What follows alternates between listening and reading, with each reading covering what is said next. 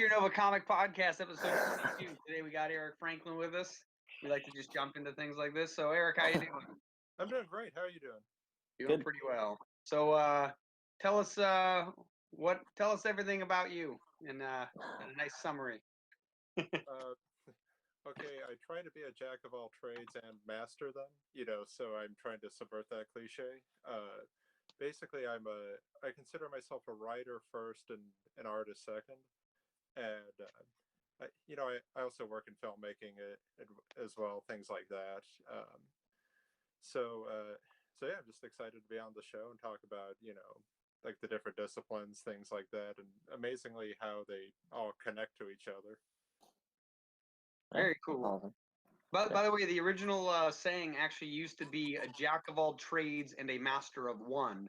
And that was one of the Renaissance man mentalities, kind of like knowing how to do everything, but then becoming amazing at one thing. I will go around correcting people now. Thank you. Yeah, it's a cool concept because a lot of people think that by diversifying your mindset, you will weaken the ability to become an expert at something. But for example, because I read a lot, it actually makes it easier to learn another language, and while learning another language, it makes it easier to read. So it's like like by expanding how much your brain can do, it makes it easier to do everything. Yeah, definitely.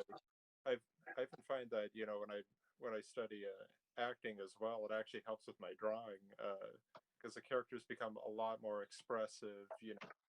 The poses become less stiff. Things like that because I'm trying to more inhabit the character that I'm currently illustrating, rather than just relying on a stock pose. I'm thinking, what are they really feeling right now? That's cool. That's funny too, because I take I take martial arts. I've got to talk about Japanese. I take martial arts, and Greg knows that we've choreographed some of our fight scenes that will be in later comics because of the fact I know what it would look like because I might have either done it or now I've seen it just by being exposed to it.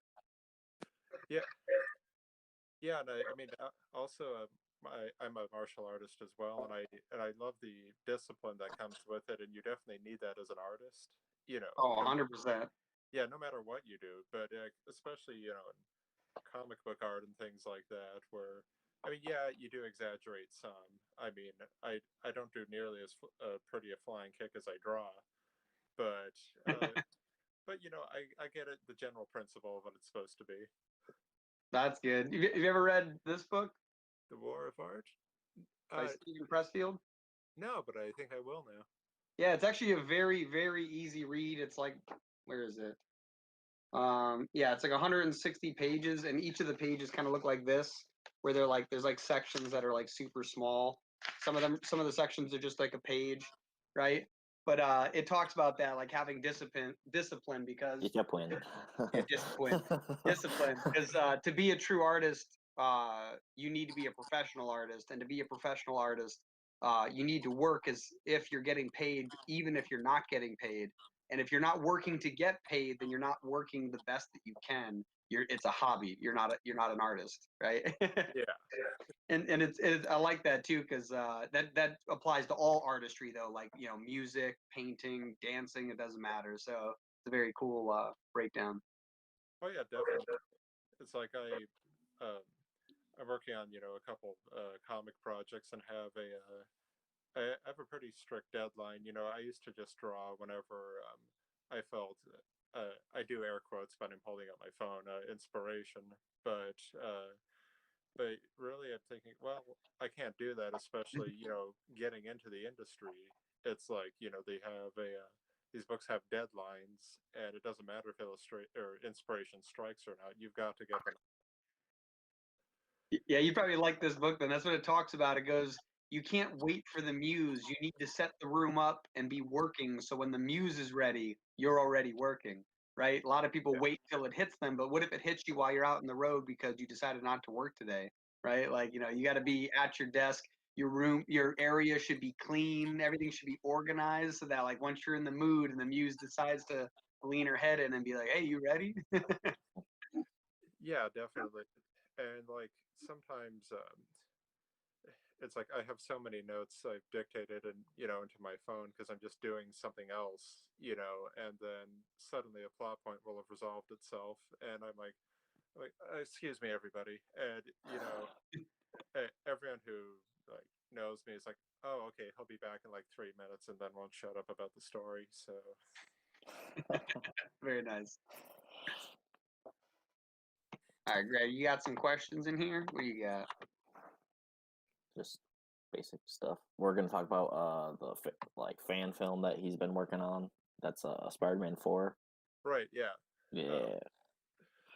Yeah, that project, there's a lot of interesting things about that. It wasn't started by me, actually. A very talented guy, Bryn Clayton Jones. He was a Washington State filmmaker, and he had started posting, I'm making a Spider-Man 4 fan film, just putting that out there, and me thinking, well, what do I have to lose? Saying, hey, do you want help? I love to act in it, just to say I was in a Spider-Man film of some kind. And he said, sure, send me a reel of what you have. So I did, and he said, do you want the part of Alistair Smythe? And I'm like, okay, sure.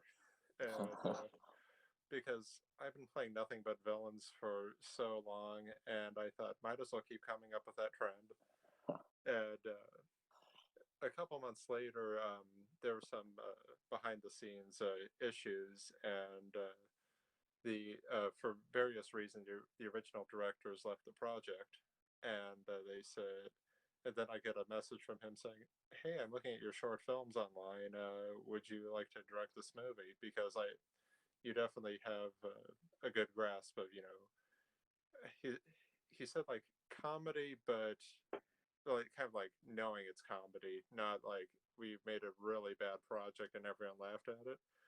And I said, okay. The first thing I said in my head was yes, but then I thought, okay, play it cool. And I'm like, well, let me consider this.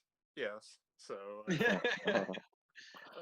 Play it cool for that half a second.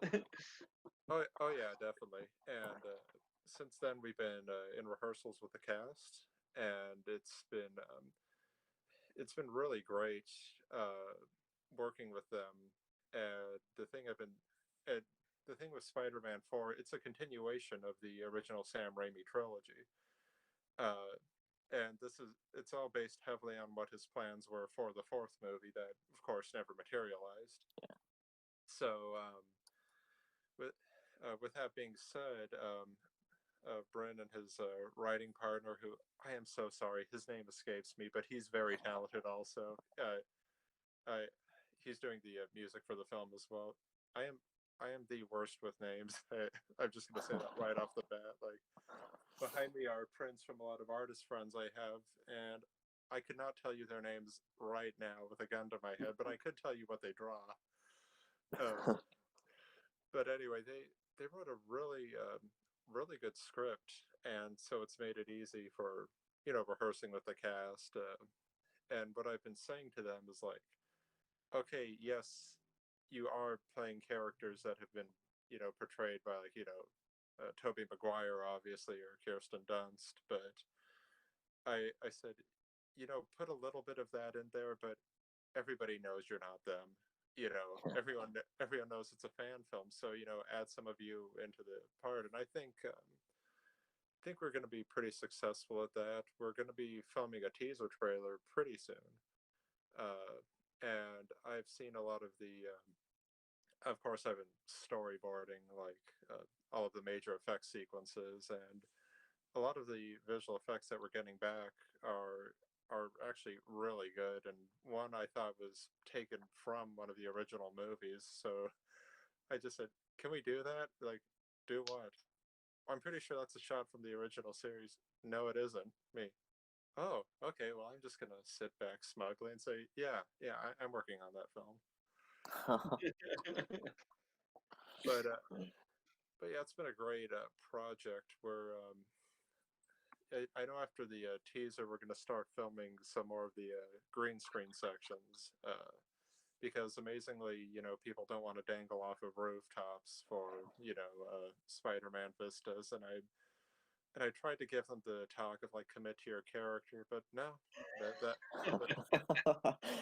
You wasn't gotta happening. just believe. Yeah. Exactly. Thank you. But yeah, honestly, it's been great. There's going to be a lot of fan favorite characters in there, and if you know about the project, the Vulture is going to be the main villain. It's portrayed differently than the Michael Keaton one, of course. I think the original movies they wanted John Malkovich to play him, so it's going to be a little more along those lines. I don't know how much he. I don't want to pull a Mark Ruffalo and spoil a ton of stuff, but Or Tom Holland. oh boy, well, it is associated with Spider-Man, but Yeah. I can already. Well, one thing I know I can reveal because he posted some early tests of the costume is that Shocker makes a cameo in the movie, and I have been obsessed with that character ever since the '90s cartoon, and I had this action figure of him. So Nice. Yeah, I like that they kind of had it in the Tom Holland Spider-Man movie, but Homecoming. Yeah, but they didn't like fully go into that character. He was like basically like died. So it's like, Yeah, not only that, I'm thinking, could you have just put the hood on? I saw a behind the scenes photo of him with the hood, but that's just me fanboy ranting. So. But yeah, our Shocker scene happens pretty early in the movie, and I had a lot of fun storyboarding that, especially after seeing effects test, because I'm like, the effects artist was like, "Bring it on! I'm up for any challenge." And I thought, okay, you're just open yourself up to some massive migraines because I was gonna go easy on you, buddy. Now I'm putting in every dream shot I have. yeah, I saw a picture on your Instagram of another movie that you're doing, Dearly Departed. Yeah, that's that project I did come up with.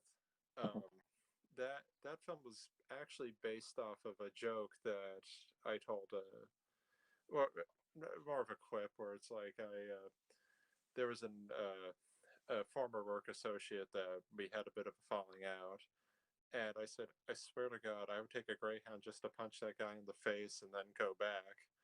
And and he said, that could be there. There's some kind of weird indie comedy in that, and you know, uh, and I couldn't fight Daniel on that. I'm like, yeah, I can see that being a thing. And for some reason, despite the fact that we had way better things to do, we wrote it, and it came together as way more than just that little premise of because I'm thinking if that's all the movie was about, then I wouldn't see it. But the basic log line is a hitman has to stop his little sister's wedding because she's marrying a psychopath, and Nice. but trying to stop him is basically his yoga therapist slash life coach who's been trying to get him not to kill people. So,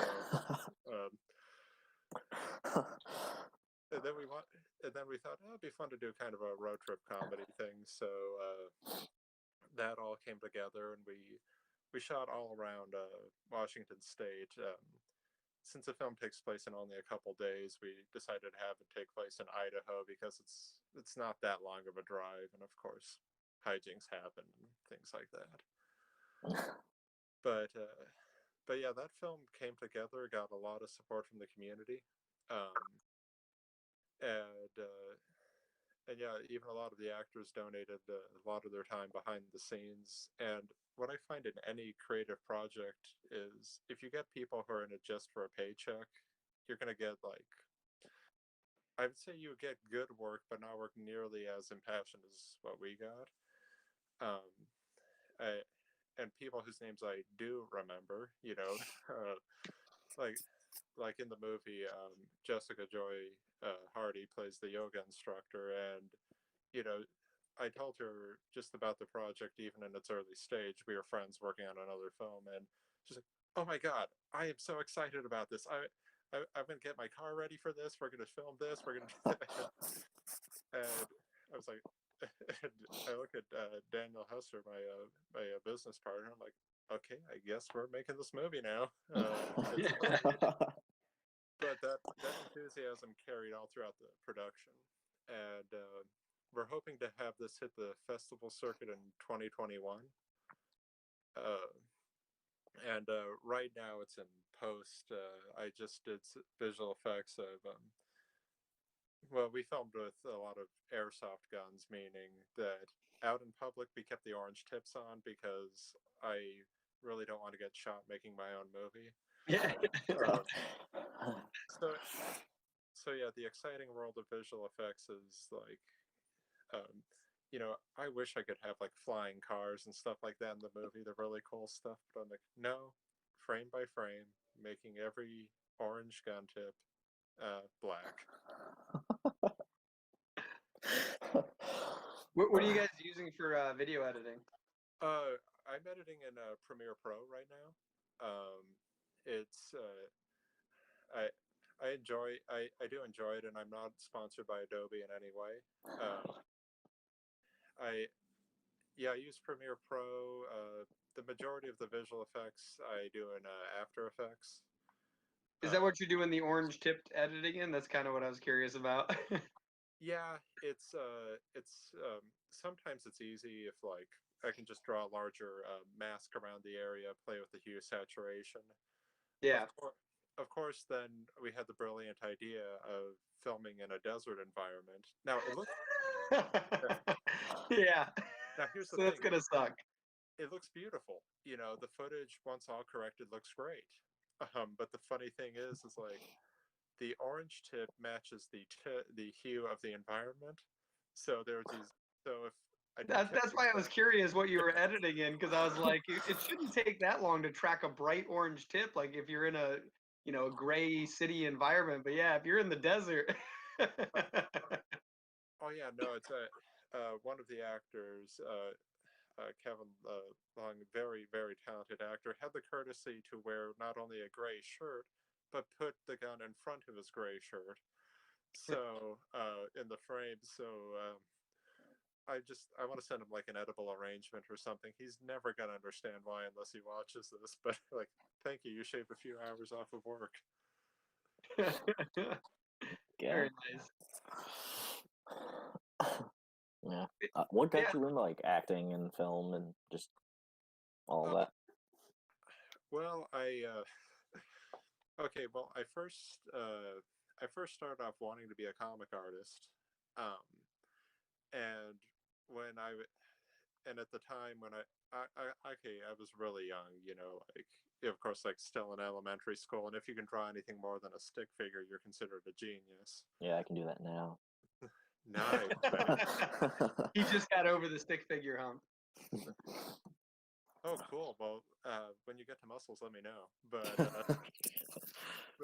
but anyway, no, but it's like I get frustrated because I grew up reading a lot of '90s comics before that they were current at the time, so there was no stigma against like the questionable anatomy or hatch lines or people with the same face syndrome. So I thought that's what comic art looked like, should look like, and my art never did. In particular, like okay, this is like 9-year-old me looking at Alex Ross's art in the Marvel series and getting frustrated. Like, how come mine doesn't look like that? So I got frustrated and started filming my action figures instead. And like, hey, I don't have to worry about perspective or anatomy. Everything makes sense. So then I got more into filmmaking. Acting was done as kind of a dare from a friend of mine in high school who I think the police are after one of you, but Yeah, me. okay, well, I'll deny that I know you anyway. So the dare I've never met him before a day in my life. yeah, Greg Henny who But the thing was, it's like I was telling one of my friends, a very talented actor and playwright up here, went to the same high school together, Andrew Lee Creech. See, I can't remember some people's names, but I told him that I want to be a filmmaker and this and that. He said, "Well, you should really understand acting if you want to actually make good movies, other than just placing the camera and wondering why people aren't, doing what they say." I'm like, "Okay, sure, I'll do that." He's like, "You realize you're gonna have to take our drama classes?" Me, yeah, yeah, I'm up for that. And you're gonna have to audition for a play. Me, okay, sure, yeah. And so we were doing. Our high school was doing Romeo and Juliet, and I tried up for that, and I'm fairly convinced I got the part because I have a decent memory for dialogue, and because like, as terms of acting talent, I had not much in my own estimation, but I did have a good memory, so they gave me a part. And Who'd you play? oh, Juliet. I played the prince who.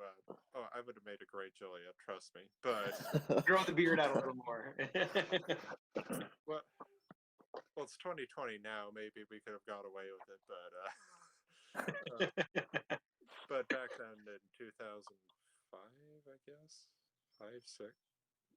Anyway, around that era, it was a much more conservative time, I guess. But no, I played the prince, who was basically the angry mayor of, like, the action would happen. I would come in and say, like, why is all this shit happening? Oh, I don't know if I can swear on this podcast. Oh yeah, you can. Oh, you're fine. Yeah. Okay. Yeah, good, because I've been holding back. But anyway. It's like, oh, Jesus fucking Christ. Okay, good. Okay, thank God. So, but anyway, so I did the part, and I enjoyed acting. Ironically, I didn't enjoy the attention as much as I enjoyed just performing and having fun. And so that led to a side career, acting, doing other things like that. And I figure, well, I'm good at acting, like I knowing what I do a lot of the time. So, especially in the world of like video production where you have clients, saying things like, "Can you get this done?" In my head, no. What I say, yeah, I can do that. By the way, don't tell anyone about that in case they're considering hiring me. Same goes for No, Yeah, that's how I got good at most of the skills I have now. Basically, I'd have a client hire me for something that I didn't know how to do, so I taught myself it and then got good enough at it. And now I can offer that as a regular thing. Nice. It's funny because at the one of the last conventions I was at, I do convention sketches, things like that. I had a guy come up to me and he said, I won't forget this story because it's so far been my favorite commission. He said, "I want you to draw me a tick Cthulhu." Me. A what? Yeah, that was my response. A what? He said, "Okay, you know Cthulhu." Me. Yeah, of course. You know the tick. Yeah, Ben England's tick. I know. All right, now use your mind, put the two together. I'm gonna wander around, and you're gonna draw me a tick Cthulhu, okay? Me. Okay, sure. You paid me, so. And then I have no. I think I had no idea exactly why this guy was so dead set on on that character in particular, but I'm like, okay. And in my head, I'm like, shit, shit, shit. I quickly pull up a photo of the tick. I mean, I knew roughly what Cthulhu looked like, and I'm just going to town, and I'm like, okay, I'm pulling out every trick I can to try to make this look good because I'm thinking, who the hell asks for a tick Cthulhu? I mean, and I mean, people say, a lot of kids in particular, like, can you draw like Spider-Man or whatever Avenger or whatever character's popular, Miles Morales? I'm like, yeah, absolutely. I mean, that's easy, but then I'm like, okay, I've never done a mashup like this before. And he comes back and he sees it and he's like, I think you do have me confused with Jim Lee, sir, because this art is, you know, it's like, oh my God, would you look at that? And, I mean, a really nice guy. Then he bought some of the comics I worked on too, but but I'll never forget the seriousness with which he approached me with this drawing. I'm like, was there some bet you had to settle, sir? But Yeah, right. He just goes to every convention and just makes an artist draw that. maybe if that's his thing, who are we to judge? He's got a collection at home of just Cthulhu's all over the wall. He's like, I have another one. Yeah, yeah. Now I'm bringing my Copics, and so I could have given him a color Cthulhu, but should I have done green or blue? Oh well, thankfully, I'll never have to answer that question. You'll see him at the next convention. Well, he paid me, so I don't really care. Yeah. Nice. Yeah, I did. I used to do like home video stuff in like middle school, high school, and I like basically made my friends like in my neighborhood just do it with me nonstop. Like it was for a year or two of just doing that. And it just didn't seem that terrible on videos until I started watching like later on, and like when I got older, I was like, oh wow, this is really cringy. Oh, yeah. That's how I started too, because and I started replacing action figures with people. I would say the downside is you don't have to feed your toys, and Yeah. they just show up whenever you need them. But with actors, I say actors really are my friends that had personalities I thought I could use. I mean, yeah, nowadays the videos are cringy as fuck, especially when when it was some of us, in our early days of martial arts, thinking we were replicating guys like like Tony Jaa and and people like that. We're like, well, I watch a lot of these movies and I've paid attention, so we're just as good, right? And I think the only person who can stand watching these movies now is like my mom or something, because she's like, oh, you guys were trying so hard. I mean, no, no, and if I'm ever famous, you're gonna blackmail me. I know it. Yeah. But Yeah. I guess maybe when I'm 75, I'll say I'm proud of my early efforts. But until then, dear God. Until then, shame. There we go. There's one video that's somewhere on YouTube, unless it got taken down, from all the copyrighted music. It's just me, my younger brother, and our friend Josiah, and it was just us three because everybody else was like gone somewhere. Usually it's like all of those people, and then there's like a few other people. But this is like the only video of all the videos that we made that I liked. It's I'm like a kid that's like in a mental institution, but we used like our treehouse as the mental institution. Mental institution. It's safe to put mentally unstable children in treehouse. And then No safer place. and I just got out of there or something, and then I like went down the ladder and was like, I gotta have my pops, and it was just basically around like trying to get corn pops, and the box of corn pops was empty, so it was a whole like journey of just trying to get corn pops. Yeah, so it's just a mentally insane like kid like looking for that, and then it happens to be like my friend Josiah dresses up in like a black cloak to kind of look like the Emperor from Star Wars. And he's like, here are your pops, Eddie, and I was like, okay. But Claim like your reward. and then the only cool thing we probably ever did, but you can definitely tell like what's making the smoke effect is I think we like somehow like bottled we put like a fire or something in like a soda bottle, and then we let the cap out, and then like we just filmed like we first had him on like this stump, and then we had him like out of the frame, and then we just filmed like smoke coming out of a bottle. That was like him like disappearing. Yeah. Was the bottle in frame? Because that'd be priceless. Oh yeah, there's like a little shot, like you could hear like the crackling because like someone had to crackle it, so it was like crackling, and you could see like the little cap part just like come up for like a quick second. It's like, ah, come on. But yeah, that was the best of all the movies that we did because all the It other does ones were like movie just maker. little ones. Oh yeah, my approach to filmmaking was I thought I would be as serious as possible, so it's like I try to read all this Joseph Campbell stuff and thinking of like, I've read it now, so my stories are going to be really deep and profound and this and that, and yeah, they weren't.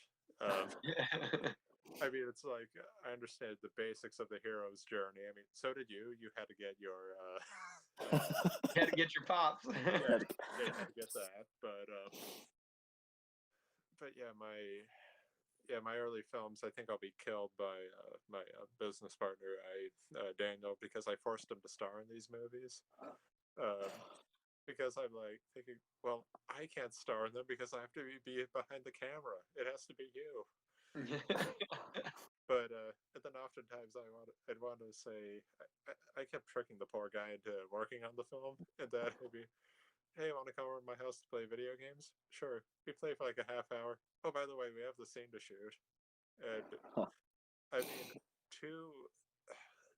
I'd say to my credit, he kept falling for it. So I'd say the blame here is 50-50. But Fool me once. Fool me 673 times. oh yeah, our shooting schedule was much shorter, but but then eventually when he was behind the camera, because I would cast myself in something in a small role because I knew I'd be there on set anyway.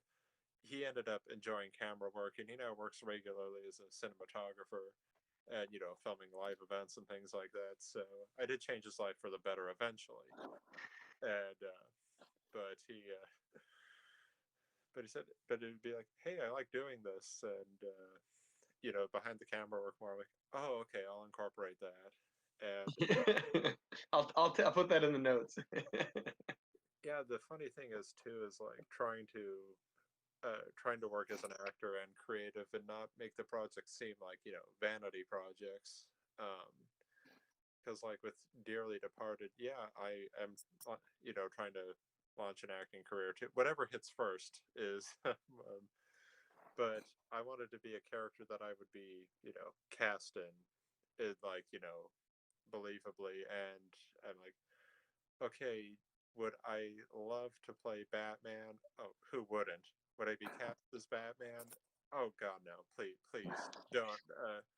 He's about 60 more pounds of muscle. That's all. That I mean, I can do a gravel Christian Bale voice, but where are the drugs going? yeah, pretty much. Yeah, when I'm directing, I have a couple different modes. The we're under pressure. Let's get this done. I'm not kidding. Then there's the start of the day. I'm like, set up the camera here. Batman mode, or the Silence of the Lamb mode of it says the lines the way I get the hose again. Just watch that again.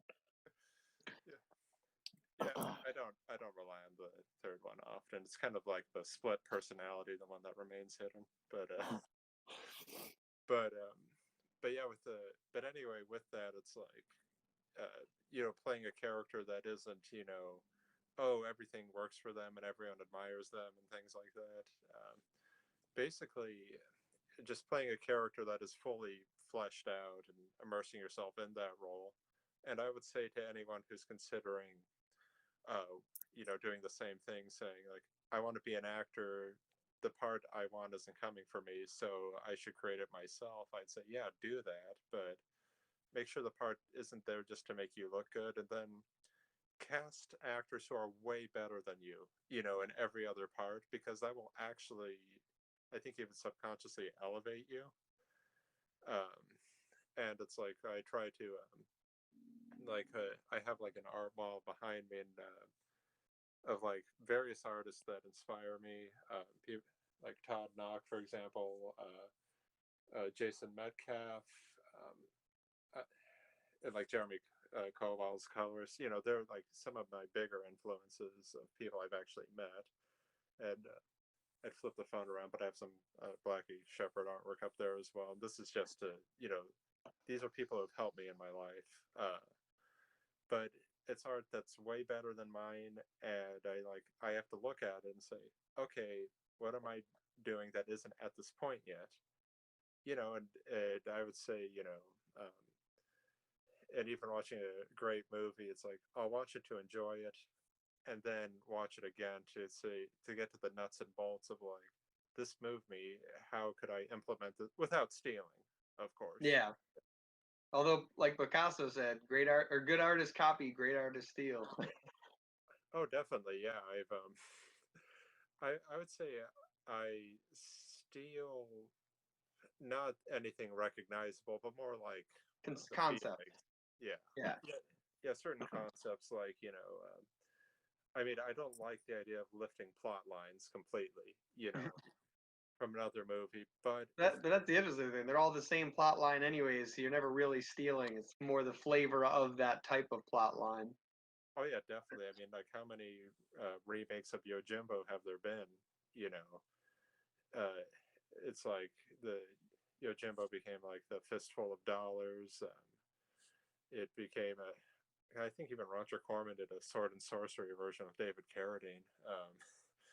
But the concept of like a lone warrior manipulating the sides of two different warring factions, and Kurosawa got that from a Dashiell Hammett story that took place, um, like with a hard-boiled detective. So you're right, people do just like borrow liberally from other people. Yeah, most storylines have already been written. It's more how can you make it connect with today's audience or a new audience. Yeah, yeah, what's interesting about that too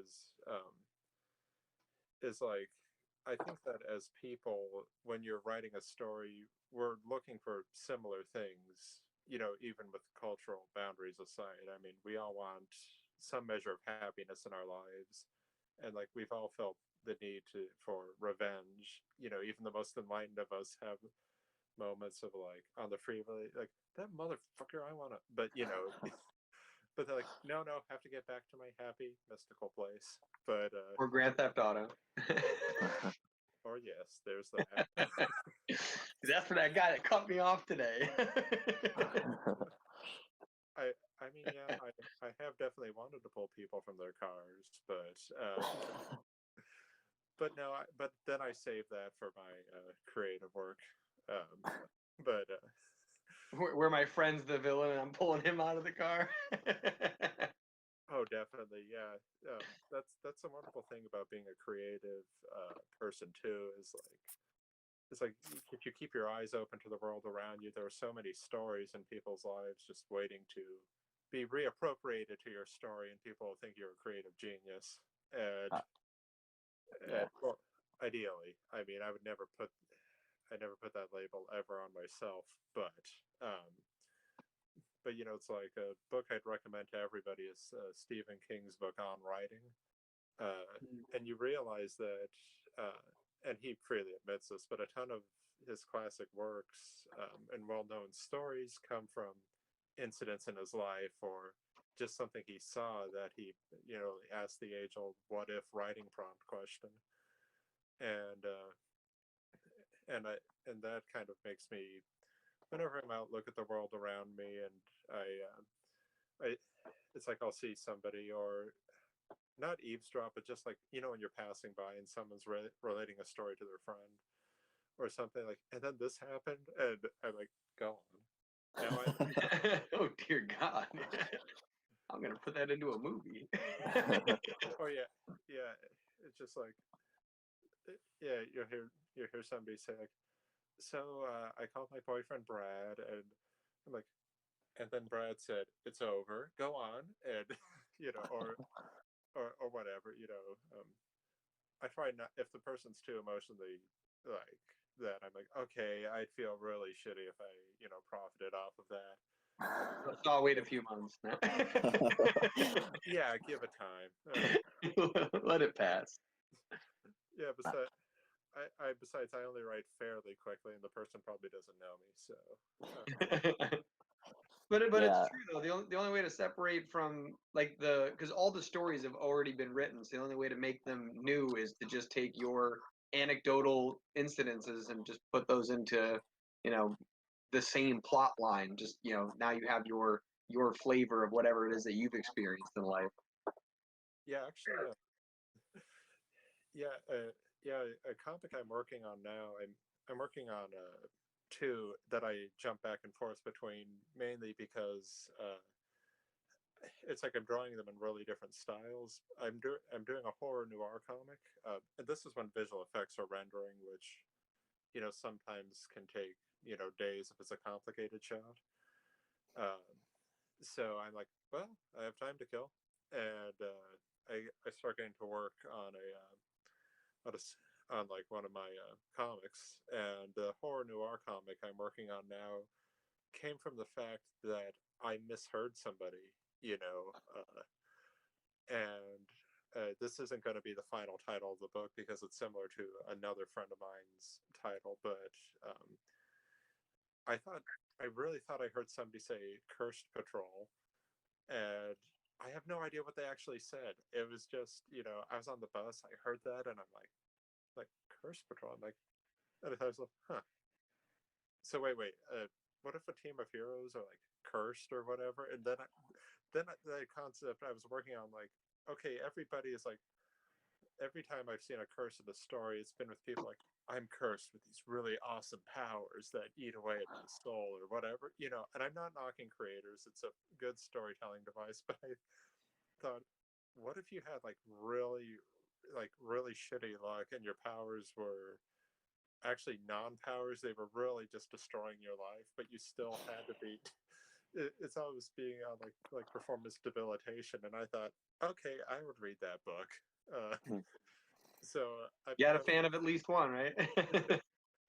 oh yeah, definitely. I mean, it's just sad when I autograph it to myself, but Man, this is gonna sell big later when I buy this back. oh, definitely. I'm trying to enter the speculators market, but it's like but then I spent a lot of time coming up with like really fucked up things to happen to people, and but not have the book feel like really just like, oh, this is our only gimmick, still telling a solid story within that. And in that I started I it's been a slow process because I've been doing heavily detailed artwork that, like, more than I normally do, and oh, this book is gonna look, me and everyone else, like Jim Lee is a really big influence, and especially his the inker, or the okay, I feel like such a non-fan, but um, isn't it isn't it Campbell who does his inks, or am I could be off base here, but anyway, the heavy line work, etc., and things like that. I want my book to look like that. About 8 hours into the first page, what have I got myself into? Well, it's too late now. But yeah, just slowly devolve as you draw the comic until it's eventually stick figures fighting. oh yeah, definitely. It's gonna be. But my trick is when I get tired of doing that, I then switch to my other comic, which has much simpler work, and that one I'm doing with Copic markers and things like that, because I wanted a lot more vivid style. And it's on special Copic paper. I don't know what the actual name for it is because the sketchback cover was ripped off long ago, so I can't plug that company. But I will say that it's like, oh, it's vibrant and it's a lot smaller, so it forces me to work with less detail.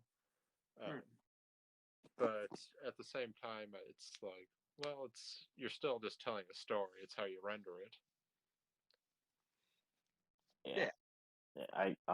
my characters in our comics are usually based off people I know, and then I take their personality, and it if they're a villain but they're not that shitty of a person, I morph it more into them being shitty.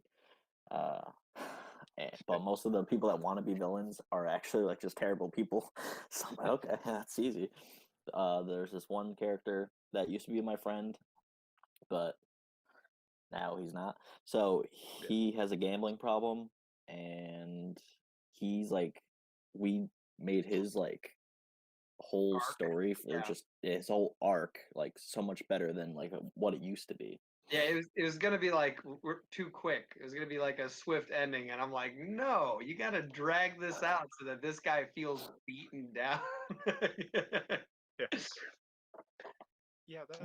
That's an interesting thing too. Is like especially, um, it's like I think I would say there's only one technical kind of writing, and that's good writing. It's like a story's got to be good no matter what medium you tell it in.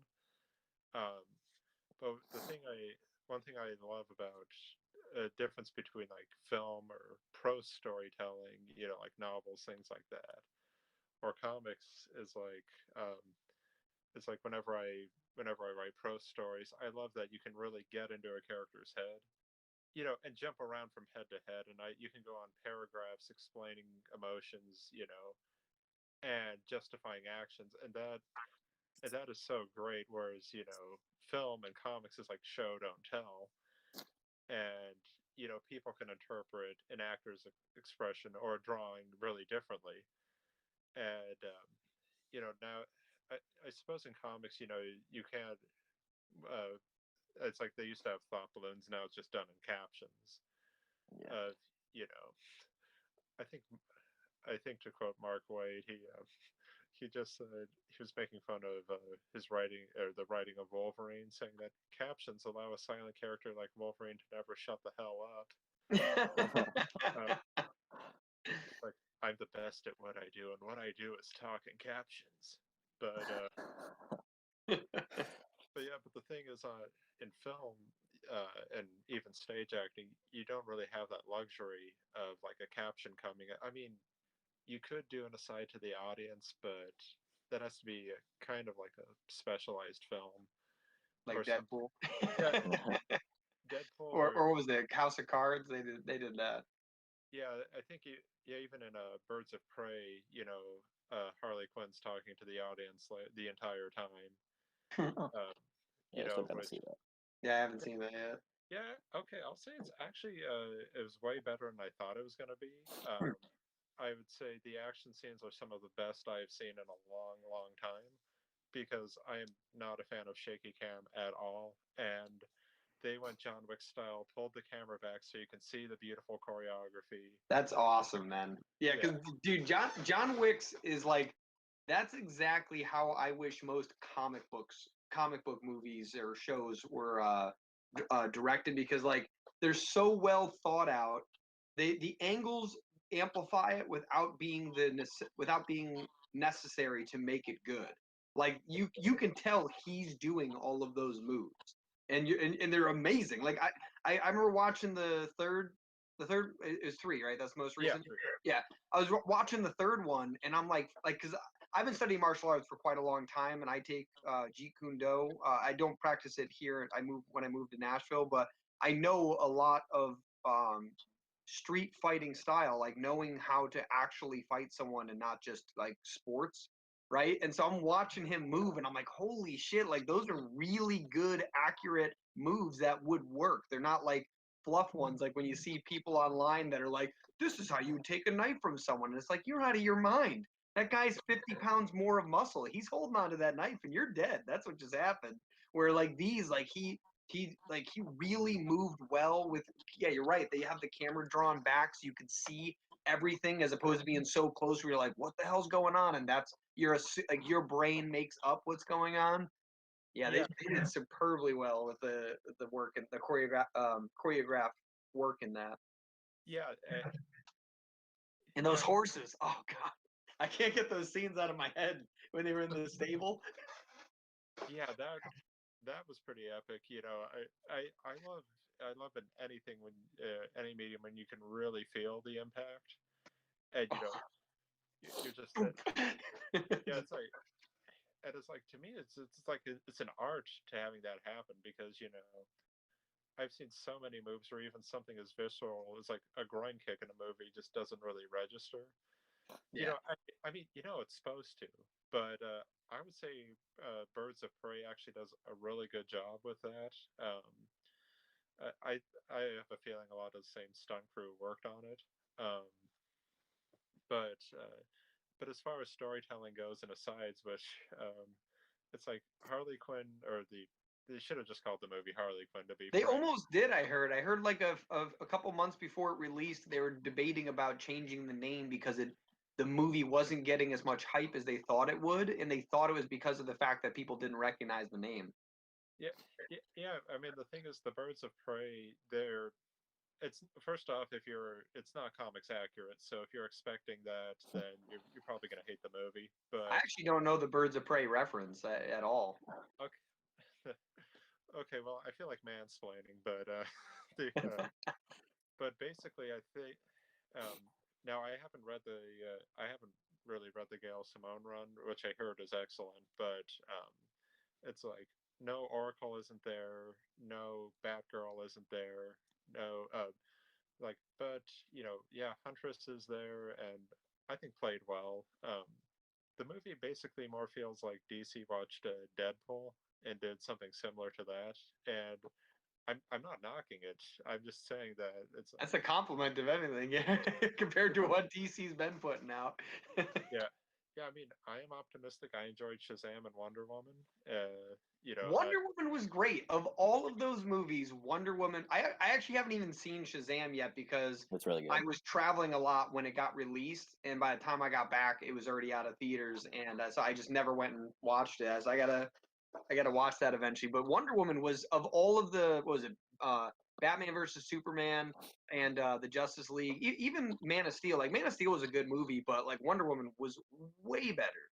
Like oh yeah, it's actually I I was actually talking to my girlfriend Sarah about it, and she was saying, that it provoked a really visceral reaction from her, especially the famous over the top scene in the trench warfare, and that's the scene. That's one of my favorite scenes in that movie. It's so great. I think, and obviously I can't speak towards a woman's perspective on this, but I think what I responded to with that was that it was a strong character making a strong choice, and um, and and it's like, yeah, she just defied everybody because it was the right thing to do, and I think people really respond to that and like that, and and for me, I think in Man of Steel, a lot of people were upset, when he killed Zod. It's like Superman doesn't kill people, he doesn't do this and that, and honestly, I can get that, but at the same time, I'm thinking, okay, well, you're setting the tone for this universe, and in this Well, universe, yeah, Superman like made that hard choice. I was about to say, that was the cool thing was that so the whole that whole universe is supposed to be based off of like the Dark Knight universe. That's why Batman, if nobody noticed, Batman was murdering the shit out of people, and Batman versus he was running people over, shoot like he didn't like they were dead. Like that wasn't like a. It made me think of what was it the Batman skits from College Humor. He's Yeah, sleeping. What? What? Is that what you think just happened? Like he was murking people. Like that's how that movie's supposed to go. That's why uh the Justice League sucked because the whole movie Batman's like, "Oh, I want my boyfriend back." I'm like, "What just happened?" Like, dude, you were like a badass 13 seconds ago and now you're crying. And not only that, Batman's supposed to be one of the most calculated superheroes. And he's like, "Yeah, let's wake up a zombie mutant that might murder us all just because we can't fight this guy that Wonder Woman with her family used to beat." Right? Like that doesn't yeah, make any sense. And like it was very it was not well done. And then the thing that sucked was like Aquaman was a decent movie. Like it was all right, but the thing is that it wasn't the same universe. Like that was more of the Ragnarok style movie but like it was done in a universe where everything's dark. So it just seemed out of place of the universe, even though it was a decent movie. But it definitely was the Ragnarok feel versus the rest of the DC films. Yeah, for me, issues I had with Justice League even is it's actually a fun game to play with your friends of spot the reshoots. But but but me with that is what makes me sad is the parts of it that work just make what could have been just all the more depressing, because I like Cyborg. He's one of my favorite DC characters. He was the only person in that entire movie that got a backstory, and it was fucking good. But like I found out last week, my brother's watching a video and we're listening to it, and it turns out that after Batman, or before Batman versus Superman was put in theaters, they were actually going to have the Justice League movie be a trilogy. Then because I think it was something like, once Batman versus Superman came out, they instead said, you know what? Instead, we're gonna do two movies. We'll just pretend Batman versus Superman was the first of the trilogy because of how bad it did comparatively to what it should have done, right? Then what ended up, and my brother said he watched the extended version of Batman versus Superman, and it made it exceptionally better. Like they should have just released the longer movie as opposed to only putting it out on DVD.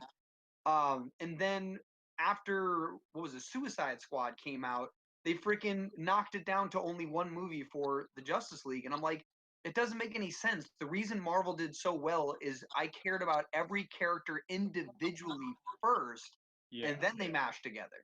Where like the Batman versus Superman, that was okay. We already got introduced to Superman. We've seen Batman's story 1,000 times, so that was okay to bring him in that way. And then, they didn't even need to really bring in Wonder Woman for that, but it was interesting so that they could then spin off for her solo. But then they just did the Justice League out of nowhere, and they brought in two new characters we're supposed to care about. And they had a god who is manhandling everyone. They bring back Superman, and he's like, okay, let me just handle him like a 3-year-old, right? Like, it didn't make any sense. I'm like, why do you need the rest of the Justice League if Superman can apparently bitch slap a god like it's no problem? Yeah, exactly. I mean, it's like and what you were saying too about building up the characters, I really agree with, and because like, Wonder Woman appeared on screen. Yeah, I was invested in her because we had already seen her in two movies, one being a really good solo movie. And the thing is, like, Cyborg, I knew from the comics, and I liked his portrayal. Some of my friends who weren't as familiar with the comics were like, well, he seemed cool. I mean, I didn't know much about him. And I'm like, yeah, I know. Right?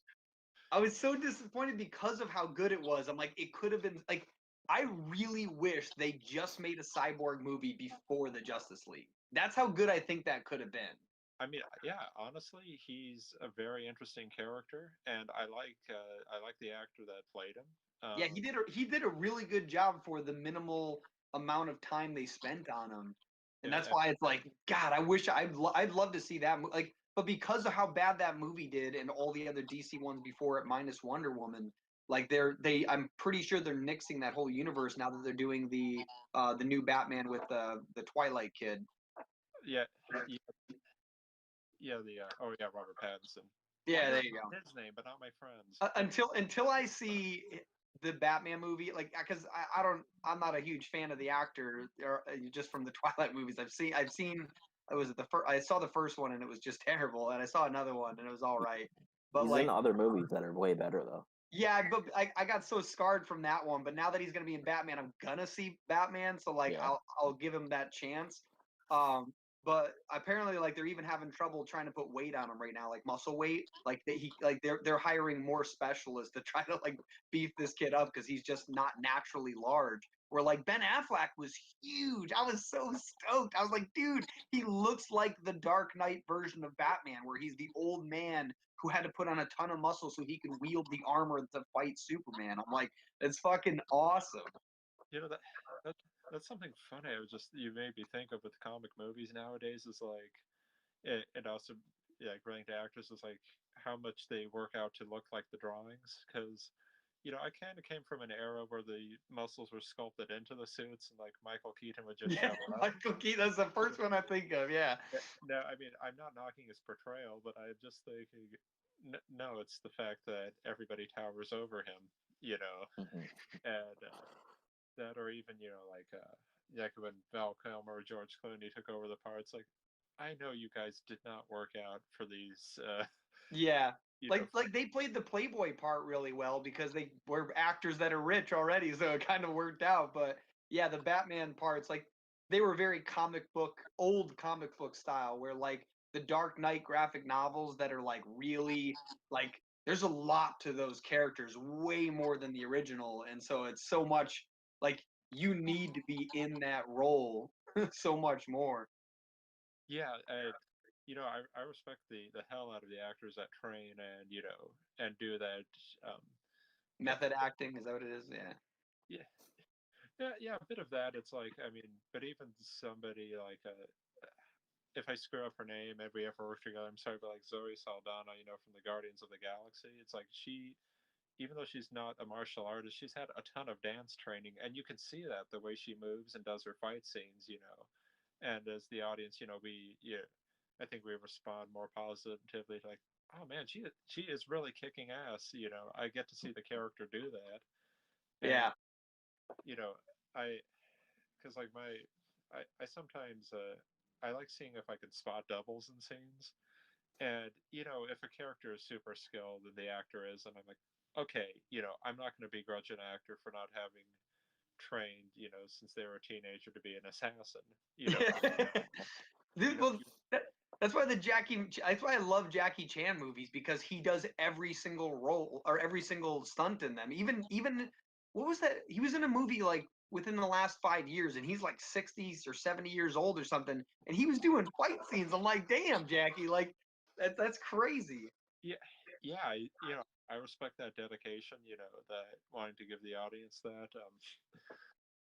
Okay, so I went to film school, and a teacher of mine worked on the movie The Last Samurai, and he was showing us how something where, and still, I'm not, don't say it scarred me, but it has me suspicious of everything nowadays, where they would like during the final battle scene, like the insurance companies wouldn't let like Tom Cruise or Ken Watanabe do the extra dangerous horse stunts. So if you see shots of them in the movie, they're CGI heads on there, and In The Last Samurai?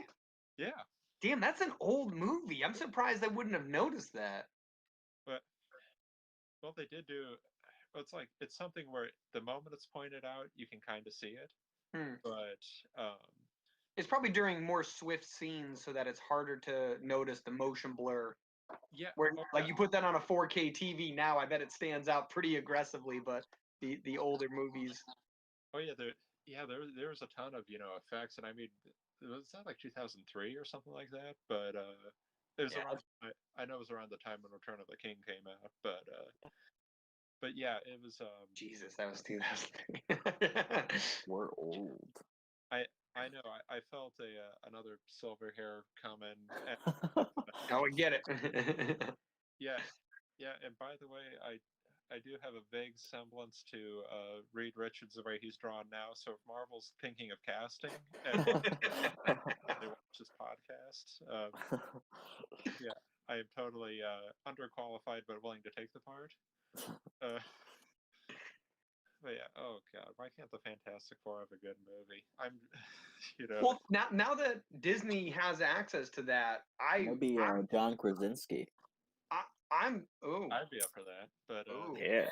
And his But yeah, wife like should actually be Invisible Woman, because yeah, that would be really cool. But yeah, the like based on the fact that I've seen how Marvel can handle someone like Spider-Man, I think that meaning the new Marvel, right?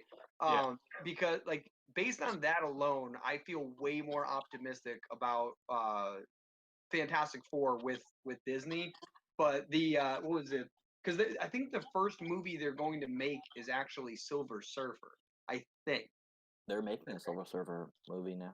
No, I'm saying, but I think that that's before the Fantastic Four will be released.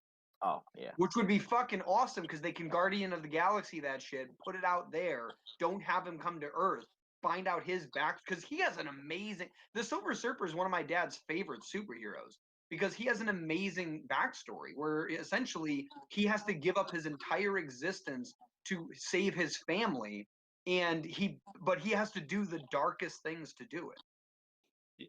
Yeah, I love that origin of the Silver Surfer. And I think he's a very interesting character.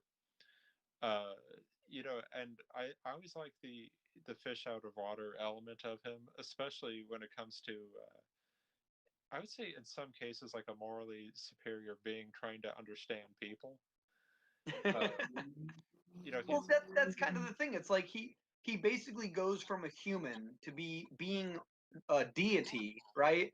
yeah And then he has to basically disconnect his world just so he can do what he has to do to keep his family safe. And eventually he comes to Earth and it all hits him again. He's like, "Oh, I'm just a man." Right? And then he uses this, divine power to fight back, right? And I like that's why it's such a cool thing. It's like he was gifted this power and now he's using it to do good again. yeah I love a great character arc, and I like comics and just characters in any medium that actually have a change and growth. Um, Well, that's why, what's it called?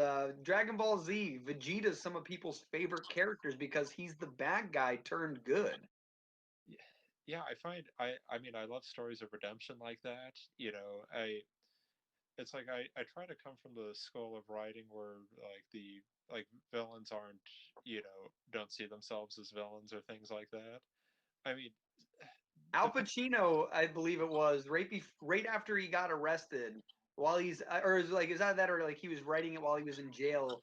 Used to explain how he really thought he did nothing wrong, yeah. and it's like, but like right down to the core. Oh. Oh, did we lose your video feed there? Yeah, hang on. Sorry, low power mode. Let me just get a chart. Let me get a chart quickly. Oh.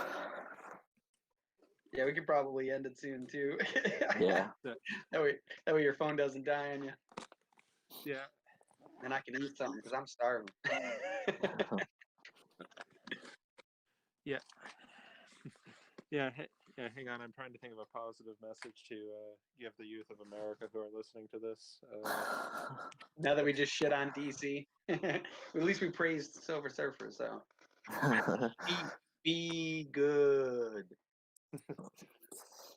Yeah. Hang on. Let me say. Okay. Come on. Got the charger in. So. And I'm pressing buttons. So hopefully this works. Button. Okay. There we go. Yeah. Okay. Yeah. So yeah, about the. Oh, we were talking about Fantastic Four. That's where we were tangenting off. Okay, yeah, Fantastic Four. I think with even a character like Doctor Doom, who's my favorite villain of all time and watching over me. Yeah, he's nuts. Yeah, yeah. I mean, the thing is, there was a really great 6-issue arc, detailing his more details into his origin story, and yeah, he's a bit nuts, but Oh, I mean, like the background he has is nuts. Like he's one of the most built out villains in all of Marvel comic books. He's one of the 3 people in the entire universe to ever wield the gauntlet other than Thanos. yeah, he's very. I mean, you read about what his mother did to, spoiler alert, I guess, but when she gives her soul to, I think, Mephisto, just to ensure the safety of her family, and he just spends his whole life wanting to get her back. I'm thinking, yeah, I think we can all relate to that emotion of a lost loved one, and wanting them back. I think he goes about it in a very, very terrible way. But, Wrong. yeah, actually, even in the Doom 2099, the original futuristic arc that came out in the 90s. I like 2099. Yeah, I love the fact that it was still Victor Von Doom. Because every other version had these different characters. Like, Was that the one where Spider-Man was like the super Spider-Man, like he absorbed like the cosmos energy or something like that? oh no, this was Oh. oh my god. Because there's a 2099 Spider-Man, but I can't remember what. Hang on, let me find it. Yeah, I've got him on. There we go. That's the 2099 costume. Oh yeah, Yeah. never mind. Yeah, Yeah. because that was always like the coolest one to unlock in like the old PlayStation 1. Yeah. Thank you. Somebody else remembers that game.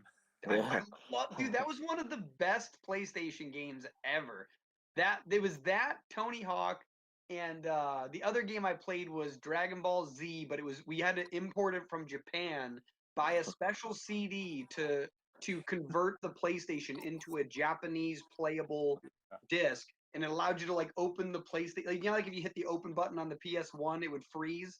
Yeah. You put this special disc in that would turn it into a Japanese PlayStation. Essentially, you were able to open it up, swap out the disc, and put it in, and it was one of the best Dragon Ball Z games ever made, even to date. Like, it's so fucking good. But yeah, that PlayStation game was awesome. They had every single Spider-Man in that too. Yeah, I love that. It's like I do like the new Spider-Man game that came out. I thought it was great, but I heard it was amazing, but I have not played it yet. It is amazing. Yeah, I beat it. 6 times. Thanks for backing me up there, Greg. I said you play the. Did you play the DLC story arc? That's the only stuff I didn't play, but I beat like the main story, like with Doc Ock and stuff. Okay, I'd say I'd recommend it just in case Marvel ever wants to sponsor me and I work with it. But I mean, I'd say it's good. It's a little underwhelming in terms of how it resolves, because I mean it resolves to an open world story of like oh, okay, got that down.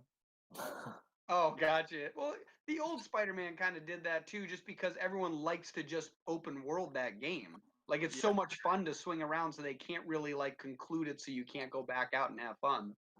Oh yeah, definitely. Yeah, definitely. It's like, I mean, even thinking of the story arc and the just with gaming in general, I find really interesting, because it's like people because people experience games in a different way, which is why I think a lot of video game to movie adaptations tend to fail. Mhm. Is like, is you take something like, well, I played through it this way. Writers, developer, whoever was in charge of this, had a different experience, and like, oh, I can't connect. Or they try to make it too much themselves and not the experience of the game. I feel like that's more the reality. It's not so much that they experienced it different as much as they're trying to so drastically change the experience. Like what was it? Actually, back to Dragon Ball. When they made that Dragon Ball Evolution movie, that was one of the worst movies I've ever seen in my life. Let alone a version of Dragon Ball. Like like just as a movie, it was terrible. Let alone the terrible like style of nostalgia they tried to keep. Well, it was just awful. Oh, definitely. It's like, I haven't seen the new Sonic movie. I mean, I heard. Nah, I still want to see that. Yeah, I mean, I've heard it's pretty good, so I can't pass any. I think it's still in theaters, isn't it? Didn't it just come out like Valentine's Day or something? Yeah, I mean, I've got a chance to catch it, but I'll see if I can get there. yeah, Catch a for matinee. yeah, for me, it's like I did enjoy like Detective Pikachu, because like That was actually a good movie. There was only one thing in the entire movie I wish they didn't have in there, and it was like one time they brought up something political, and I was like, oh, you didn't need that. Outside of that, the rest of the movie I thought was a great movie. yeah, I mean, it's I thought, I was like, okay, this better, I understand that. I mean, of course, as an adult, there's like no mystery to it, but Yeah, like what happened the whole time. Yeah. but it's more like you just enjoy the ride. And for me, I was just like, I was fanboying out over seeing like, oh my god, they have they have this one in there, and I'm like, Dude, Gengar, Blastoise, right? Like all those. I was to say, I didn't know Gengar was in this. No, real quick, did you register that was Gengar versus Blastoise? Do you know that reference? Yeah, I did. The fucking Pokemon games, right? In the beginning, Exactly. those are I was like, yes. I got, it's like, it did take me an extra second, but then when I got that, I felt like that. Plus I one, felt yeah, that was very positive. I was excited felt about that that meme stuff. of like my head exploding. Yeah. And prior to that, I'm trying to think of other good video game movie adaptations. Oh, like Witcher. Like some people were Okay. not a huge fan of it, but like honestly, it was still really well done. Like it could have been much worse. And for if you didn't play the game, I think it was much more enjoyable. But the meaning it was just a good show. Yeah. But yeah, even if you played the game, I think it's still a really well done version of it because like the biggest issue is you can't in a movie you can't make someone without emotion because then you don't get attached to the character. And in the show, like they had to give him emotion even though he's not supposed to have it. You Yeah. know what I mean? So like that was kind of what made the show different, but you needed to do it or it wouldn't have been enjoyable. Yeah, we talked about that in another episode of our podcast.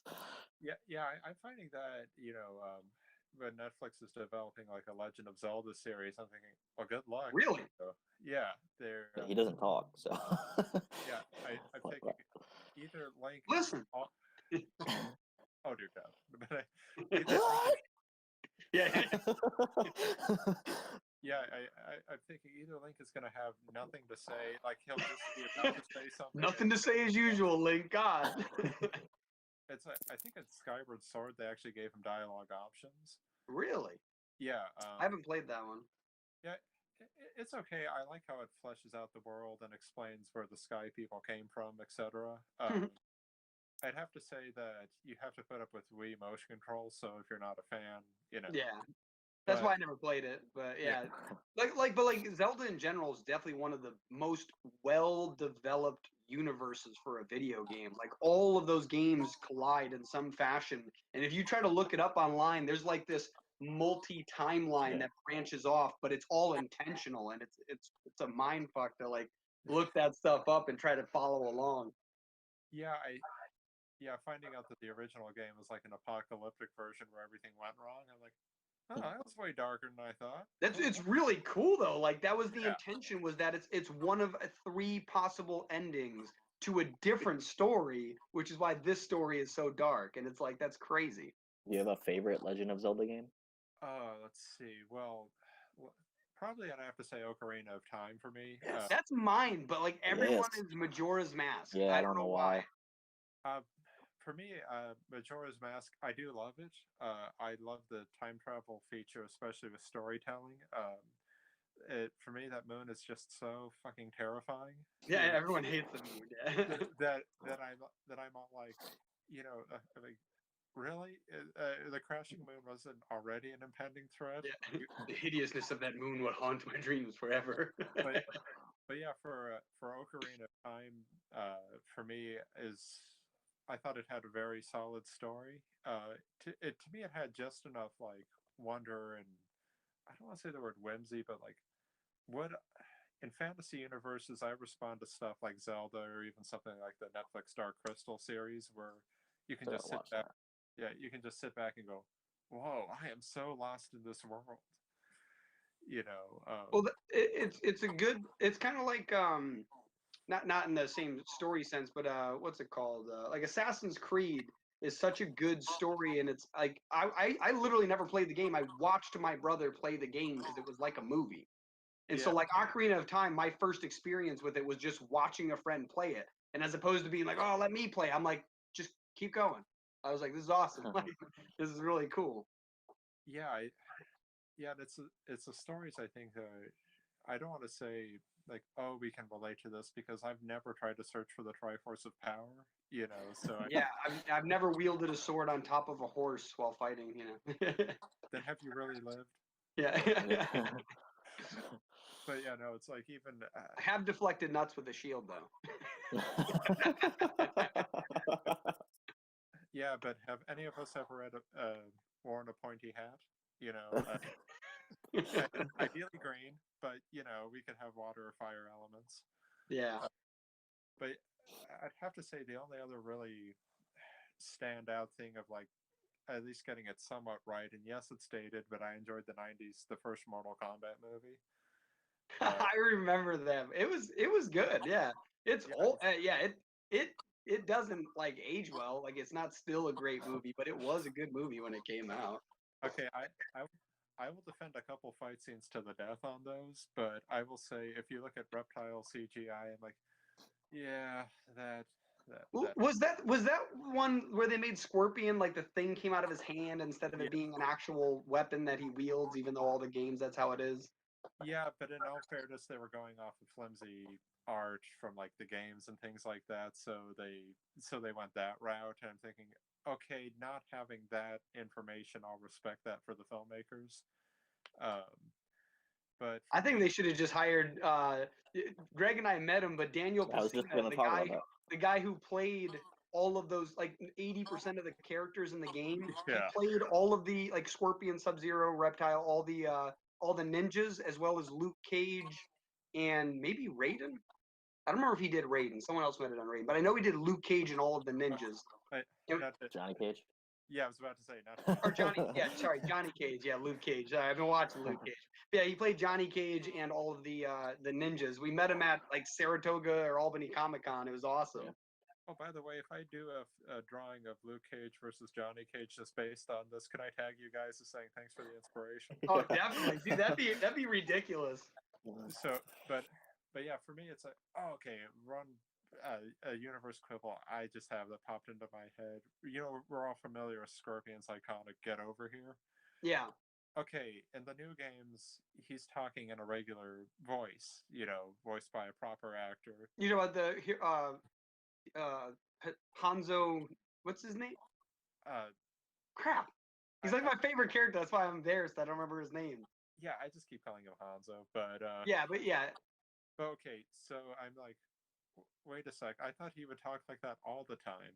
So, so it's like, is he just retain the "Get Over Here" voice for when he's fighting people? I mean, you know, because he talks in a somewhat mild, you know, Yeah, voice, much calmer, less deep voice. Yeah. and I, Oh. and I'm like, oh, okay. I was really hoping he would just carry on entire conversations like this. You know, just talking like this the whole time. Get over here. I'm at peace. But no, they actually did it. Like, have you played through the latest game, the whole story? Of course, yeah. That was so well done, and it made all the other games make sense too, which was perfect. It was such a great way to do it. Yeah, and I cannot wait for March 17th because Spawn is coming out, and he's like my favorite indie character. That's awesome. I think what was it? Was it? I don't remember if he was the original drawer, but I know that we Todd McFarlane. what? Todd McFarlane. No, I'm thinking of so it wasn't the original drawer, but what's his face? Greg Capullo, who lived like down the street from me. Yeah. Yeah, Somewhere nearby. oh my god, I'd have had to fight hard not to stalk Greg Capullo. He's an amazingly talented artist. I lived in Guilderland, New York before I moved here, and Yes, I think he right. moved recently, but he was like You didn't follow him, maybe did you? a mile, 2 miles away from me in Altamont, New York. Oh wow, that Yeah, we met there's like a local bank that was right across the street from my apartment complex, and the owner's mom, or not the owner, maybe not the owner, what was he? He's like Maybe it's just account the manager or the VP or something like that. But his mom was like friends with him and had him draw up. She didn't have him do it. She just was chatting with him, and he drew up a picture of the Joker, and you know, wrote all the ha-has on it and signed it. Greg Capullo, like, you know, a friend of yours, and like gave that to her for her husband. oh my god, I mean, that's amazing. I love it when, Yeah. you know, when you know a really busy artist takes the time to do that. That's, you know, Yeah, that's the cool thing, is that's a really awesome story to know. Like, you know, he just, you know, did that for him, which is amazing. yeah, I did. Yeah, it's like I like doing things like that, especially whenever, you know, it's like I have my schedule, you know, I have my commissions, but if I have time, it's like a friend, you know, a friend of mine, like her son just turned, I think, 4 and was introduced to Batman, the animated series, and I was like, okay, avoid these episodes if you don't want to traumatize the child. But you know, but these ones are okay, and he became a big fan of Batman, so so I think it was his birthday. I did a Batman drawing, gave it to him. Apparently he keeps it over his like directly over his bed every night. So he said That's awesome. so he knows Batman's watching over him, and I'm thinking, okay, thanks for reminding me why I do this. Yeah. Yeah, that's awesome. That'd be cool if the kid's name was Gotham. Yeah. Heard that joke. Yeah.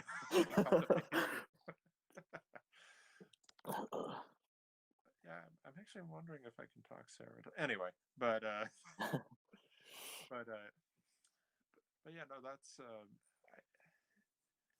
yeah, with Greg Capullo's Batman was great. And Did he work on the metal one or the 52 one? I don't remember which one he worked on. Metal. Metal? I think he did both. Because I know the metal one he did. I know he did the Court of Owls storyline, which might have been a 52 one. I was going to say, since we spent a little bit of time bashing some of DC. No, wait. We defended the Harley Quinn movie. Yeah, the show Gotham is fucking amazing. Like, dude, I want to see. I know it's not going to, but I would love to see Gotham play out. And 5 years from now, 10 years from now, they make a movie with all the same exact actors. Like, that would be so fucking amazing. That would, yeah, that would. I didn't get all the way through Gotham. I'm almost done. I think I'm on the last season of it. Okay, yeah. It's like I'd started it, then life happened or whatever. Yeah, that happened to me. And then one night I couldn't sleep, so I'm like, I'll put on Gotham. And then like a season and a half later, I'm like, shit, I almost finished it. It's like I enjoyed the Flash for the most part. There are definitely things I have problems with the story, but I now have problems with it because it's more like Iris centered. Don't remember anything. I'm still catching up on that. Yeah. What about Arrow? Are you caught up on that yet? No, well, I watched them all at the same time. So if I was caught up on the Flash, I'd be caught up on the Arrow. Okay, well, so yeah, okay. So without revealing things with the Arrow, I gave up on it.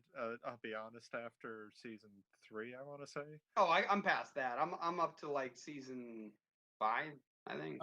Okay, yeah. For me, it's like Arrow season 1 was kind of iffy, but I would still give it a shot. And you didn't like season 1?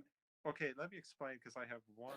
Not just one, but one thing that bothered me with Arrow season 1 is that apparently people did not believe in cell phones back then, because they would have random scenes of people coming over to someone's place and like, hey, just wanted to check up on you. Yeah. I'm fine. I'm like, okay, and he leaves. I'm like, you could have just fucking called her. I didn't notice that until. I mean, I've noticed that. I thought that was funny, but like, I saw that and I'm thinking, like, does your mansion have locks? You know. Well, dude, that's like in Gotham, where like Cat just walks in, and it's like, what? Like, aren't you a billionaire? Like, couldn't other people do that? Like, yeah, but yeah, with season 1, I thought it had potential, so I kept watching. I thoroughly enjoyed season 2, though. I love the Deathstroke story arc. Yeah. And then I became more a fan of the Flash. Yeah, the Flash got much better from that point on. Like, I still watch Arrow, not the Arrow, because it's part of it. But if they like ended that before the Flash, like I wouldn't have been complaining. But there was definitely like a couple of things I really loved. I don't remember if this was in DC Legends of Tomorrow or if it was in Arrow. I don't remember which one it was in, but there was some time thing going on. That's the only reason I can't remember. And I just remember they were in the way future, and it had Arrow with the missing arm. Yeah.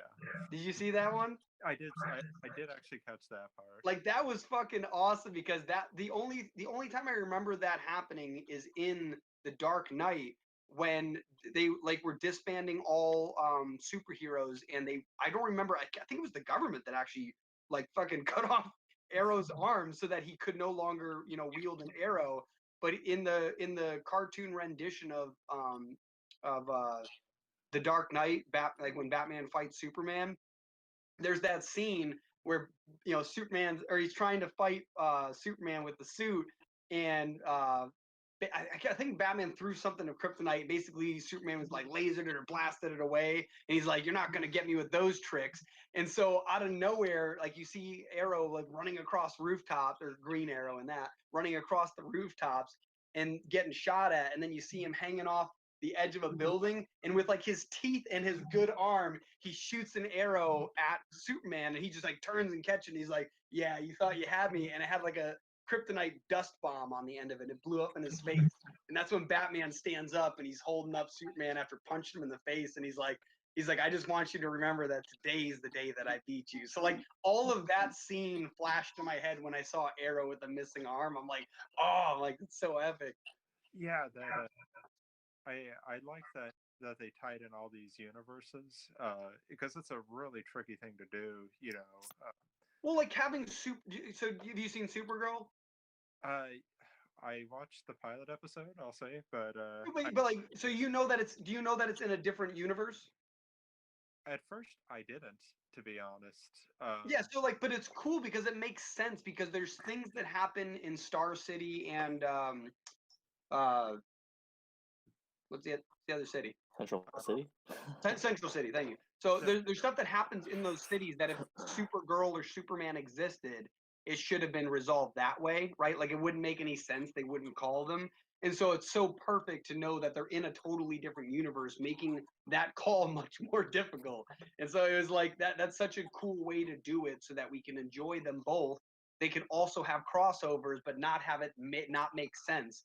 Like whenever a Batman scene is like fighting someone of superhuman power, like why isn't Superman on the phone, right? Like that kind of stuff. Yeah, okay, yeah, I would. That does make sense and clear up a lot. And the thing is, I know people take issue with how like people say, "Oh, Superman, Supergirl," like basically every Kryptonian is overpowered, and I can understand that argument, but I would also say that there are many great writers who have been able to make them still relevant, still Yeah, relatable, and humanized.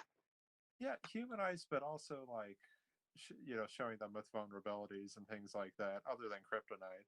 Well, like the biggest thing with Superman is he's supposed to be all powerful, but not know that that what he's doing is the right thing, which is the whole reason in the Dark Knight saga, Superman gives himself up to the government, and he's like, I no longer want to be the decision maker because I don't want to have to justify what I did, Yeah, right? Like, yeah. There was actually I think from that unmade Kevin Smith film, for a while the script was online, where they had an interesting bit. I remember Lex Luthor talking, where like say, Superman's changing the world and it might not be for the better. yeah, And he said like he's interfered with like every time a volcano erupts, Superman stops it. Every time there's a tsunami, and he said he's literally fighting nature. And I thought, see, to me that's where you make the character interesting. It's not the powers that make somebody interesting. I mean, the powers are the wish fulfillment part of superhero stories. It, it and yeah, I find okay, a writing part a quibble I had with Supergirl is that okay, so Kara arrives on Earth as a teenager, right? And she's adopted, raised, etc. And I remember that pilot episode. She's on some random date or whatever, and the guy asks the question, "So, where are you from?" And she like freezes. It's like up north, she says, and I think to myself, "You've been here since a teenager. You're what, in your 20s now, and you have not thought of a cover story in case anyone asks you this question." well, they actually kind of go a little in depth on that. It's the fact that she left Krypton almost as a teenager, like she was like 12 or 14 or something like that. So she had already grown up as that person, where Superman didn't even know he was from Krypton. He was a human who got superpowers, right? Like that's what Yeah, happened in his head. And so you got to think about that fact that like when somebody asks you a question and your family knows you're from Krypton, right? So you can have that conversation at home. It does make it difficult when someone asks you a question. You're like, oh yeah, no, not from that place. You know what I mean? Like, so it does kind of make sense. You know, I I mean, I hear what you're saying. I think for me, it was just played off as too much of like people don't act that way. Yeah, well, Like, don't I mean, forget too. Even though she's a teenager, she was in the Phantom Zone for what was it, a decade or something? She okay, was yeah, in. So she's not only 14. She's technically lived like 24 years as a Kryptonian, knowing all of that knowledge, and now she's on Earth. Technically, she's been in her head a Kryptonian longer than she's been on Earth. okay, yeah. I would say with that explanation, it does clarify that line. Yeah, I like think, if you watch the rest of the show, because don't get me wrong, it's definitely of all those shows, it's not the best show. yeah, But like honestly, DC Legends of Tomorrow became a great show. Like I actually very much like that show. okay, But Supergirl, yeah, it's like some of the stuff that's weird too is like so this part isn't weird, but they make her sister a lesbian. And then it turns out every woman she meets in the entire city also is conveniently a lesbian. And I'm like, the statistical odds of that is just weird. Like it just they do stuff like that that I don't like, where it's like you can make a good show, you don't have to push an agenda. Like, come on. yeah. I find, because like some of the characters in my own work, are LGBT, and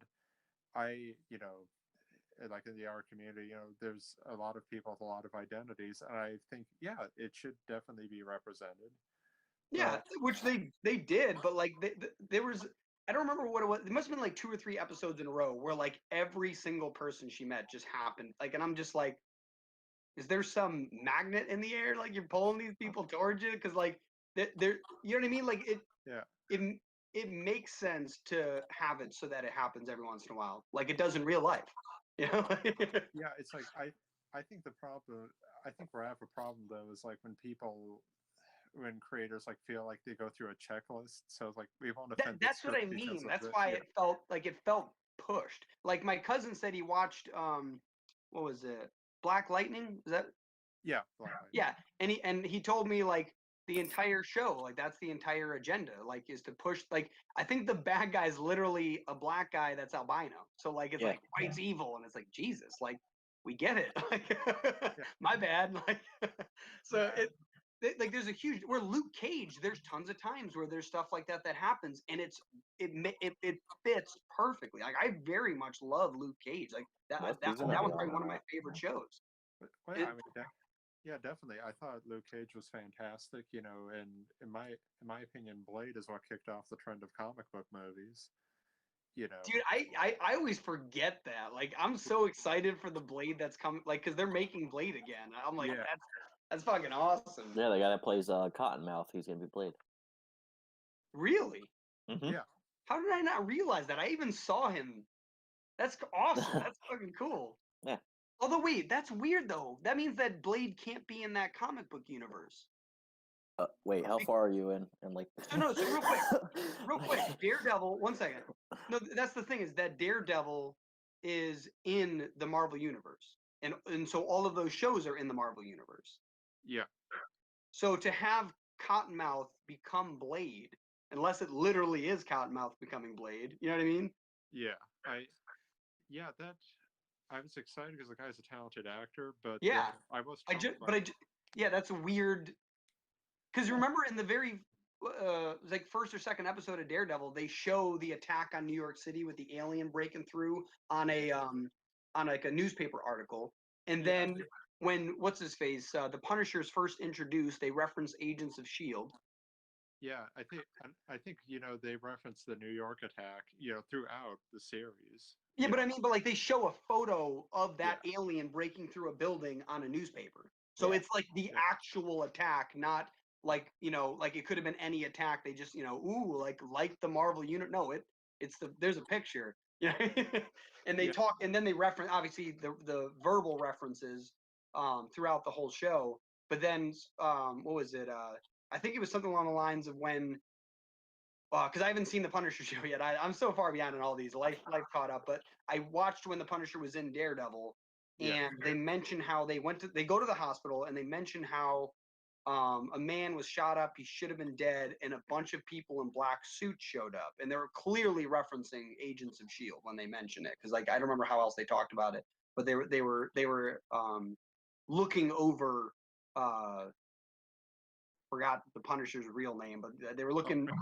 Frank. Frank, yeah, they're looking over Frank at the hospital, saying like, "Oh, something's up here." So they were watching him, and I was like, "That's awesome!" Like now they've tied in everything because that was Agents of Shield was the only thing that wasn't referenced in Daredevil until that point, and so now they're all connected again.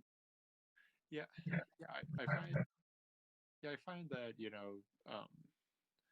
I don't know what the movies had against the Netflix series. I mean, especially with with an Endgame, like as many surviving characters came to battle, and I'm thinking, Yeah, they could have just had like Daredevil there for like 5 seconds, like fighting someone. it's just like, yeah, none of the Defenders showed up, Yeah.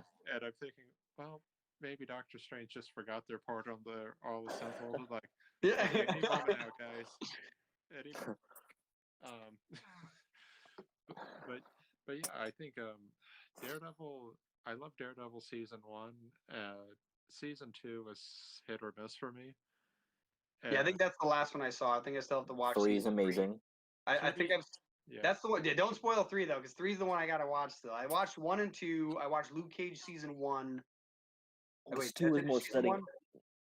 I watched Jessica. So what's that? I watched. It was Daredevil, Jessica Jones, Daredevil 2, Luke Cage. I'm finishing up Luke Cage season 1, I think, because it's so freaking long. I think I'm thinking I was on season 2, and I'm like, oh my god, this is just a really long season 1. Yeah, I think that's as far as I got. Yeah, the Prepare to be Let Down by Iron Fist. I've heard, yeah. The only thing I'm hoping is there's good martial arts scenes. That's all I. Prepare to be Let Down by Iron Fist. Like I completely forgot about that series because like I know of him, but I was just like, yeah, what happened like season 1 and 2? The only reason I might not be let down is purely due to the fact that I know almost nothing about Iron Fist. So if it's let down because it doesn't match the comics, I might be okay. But if it's a letdown because it's just a bad show, then yeah, I'll probably still suffer through it anyway. I'm very sorry for you. I'm just saying it's similar to the comics. It's like I think they filmed the fight scene. It was a rush production time. They only had like 15 minutes to film some martial arts scenes for the whole season. yeah, things like that. And I'm like, Daredevil is utterly amazing, especially with, I mean, compared to like the feature film, it's a lower budget.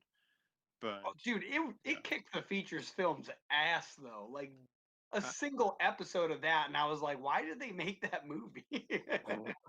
Yeah, and I liked the movie. It was a good movie back then. Like that was one of the first big superhero movies that came out because they didn't have all the special effects they have now for someone like an Iron Man. Oh yeah, that the Ben Affleck movie. Someone tried to tell me the extended cut was way better, and I wouldn't even spend the time to rewatch that. I watched it, and now that embarrassing playground fight scene is still there, so I was just like, "You're wrong. That scene's still in the movie. It's terrible." But then again, the guy was a huge Daredevil fan, so so it's just like, whatever. I'm happy you enjoyed it, but I won't trust you anymore. But anyway, dude, I got a friend like that where every single time he's I hear like he either loved a movie or hated a movie. If he hated it, it turns out I'll love it, and if he loved it, it's gonna be a very hit or miss for me.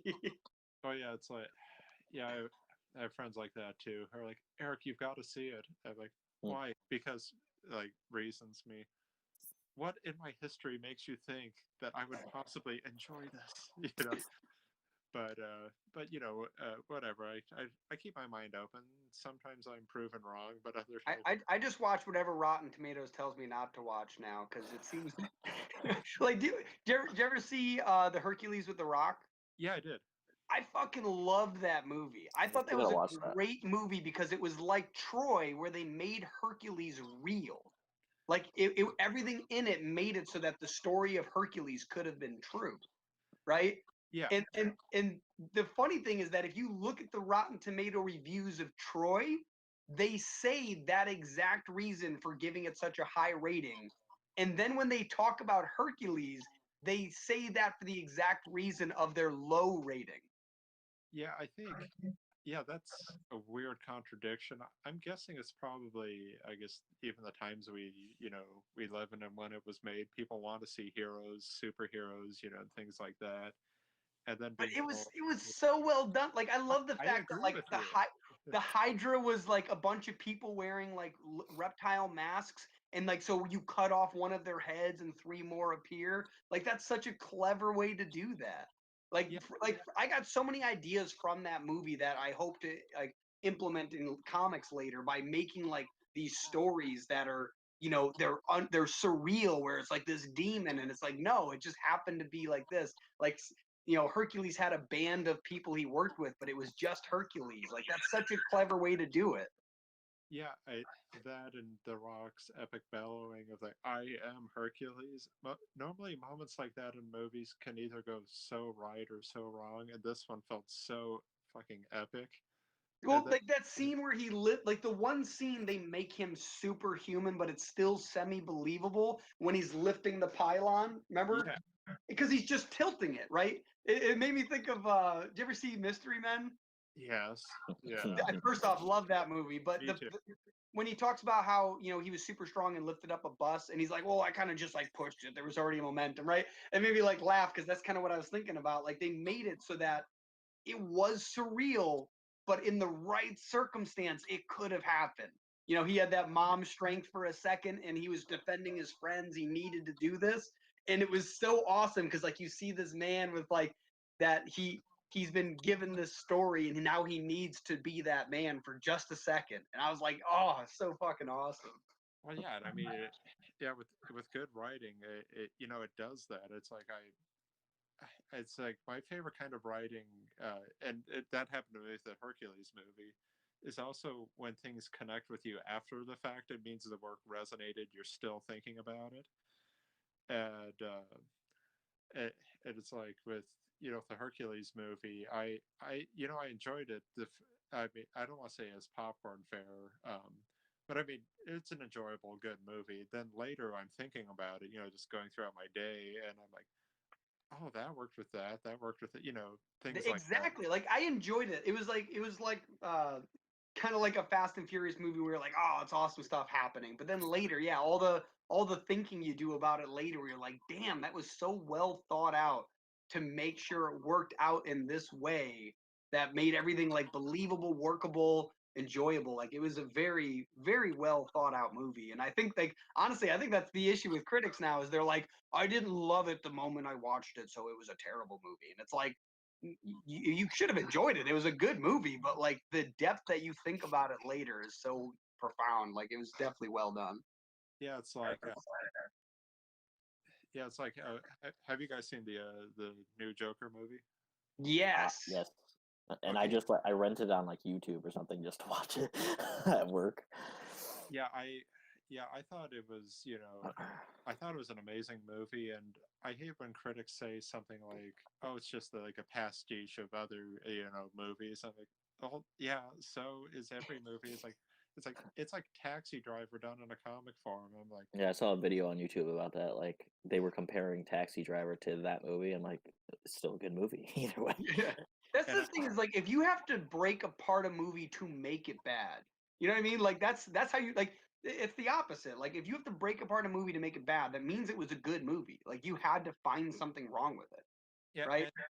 and even then, and even like, okay, I understand your argument. It's still a great fucking movie. He deserved that Oscar, Yeah. and for me, I just I like discussions more of theme and saying like you're saying no, he's not the hero of the story. He's the focus of the story, and Well, you know I hated the fact people were like, "Oh, it's normalizing." What the hell is it? It was like normalizing reacting badly to someone treating you like crap. That was essentially like what people were complaining about. It's like, "No, this is how you cause mass shooters," and it's like, "Are you stupid? This is the warning of not to shit on people." You know what I yeah, mean? Like when somebody goes insane in real life and eventually causes harm to others, yes, they're a bad person. But that's not the lesson to be learned. The lesson is don't treat people like shit because you might be the last bad day they ever have. Like, you know what I mean? Like Yeah. It's such a powerful lesson for everyone else. Like they're taking the wrong part of the story. I know it, and I think as artists, what I think people responded to about that movie is that they were bold enough to make that choice and tell that story. Um, because it's like you have people who are concerned with how many books this will sell, or how many or how many like Tickets it'll sell, yeah. tickets. There we go. Thank you. Yeah, I got you. But it was and I'm thinking, okay, I get that, and if you're doing a family friendly movie, sure, be concerned about that. Yeah. But not everything is like that. Like uh if I'm doing like a story meant for mature readers, it's gonna be that way for a reason. Like Quentin Tarantino. Yeah. Well, I was about to say, like, that's the reason that all those DC universe movies did bad, was I feel like they were trying to write a story that people would like, and ironically, they did it wrong. You know what I mean? Like they should have just done the Dark Knight, not the Dark Knight like the movies that came out. Those were great movies, and they were done in a unique way based off of a series of the Dark Knight, right? But the Yeah. way they were doing this was very Dark Knight, like the graphic novel. And if they had just if they didn't have to be like the comic, but if they made the movie in the vision that the comic was based off of, that would have been a great movie. But instead, they took that vision and then tried to make it so people would like it, and all the stuff they changed was the wrong stuff. Yeah, I think I could almost understand their business model of like saying, well, if Marvel is bright colors and family friendly, then we're going to be the alternate to that to get that business. But I think they should have doubled down on it.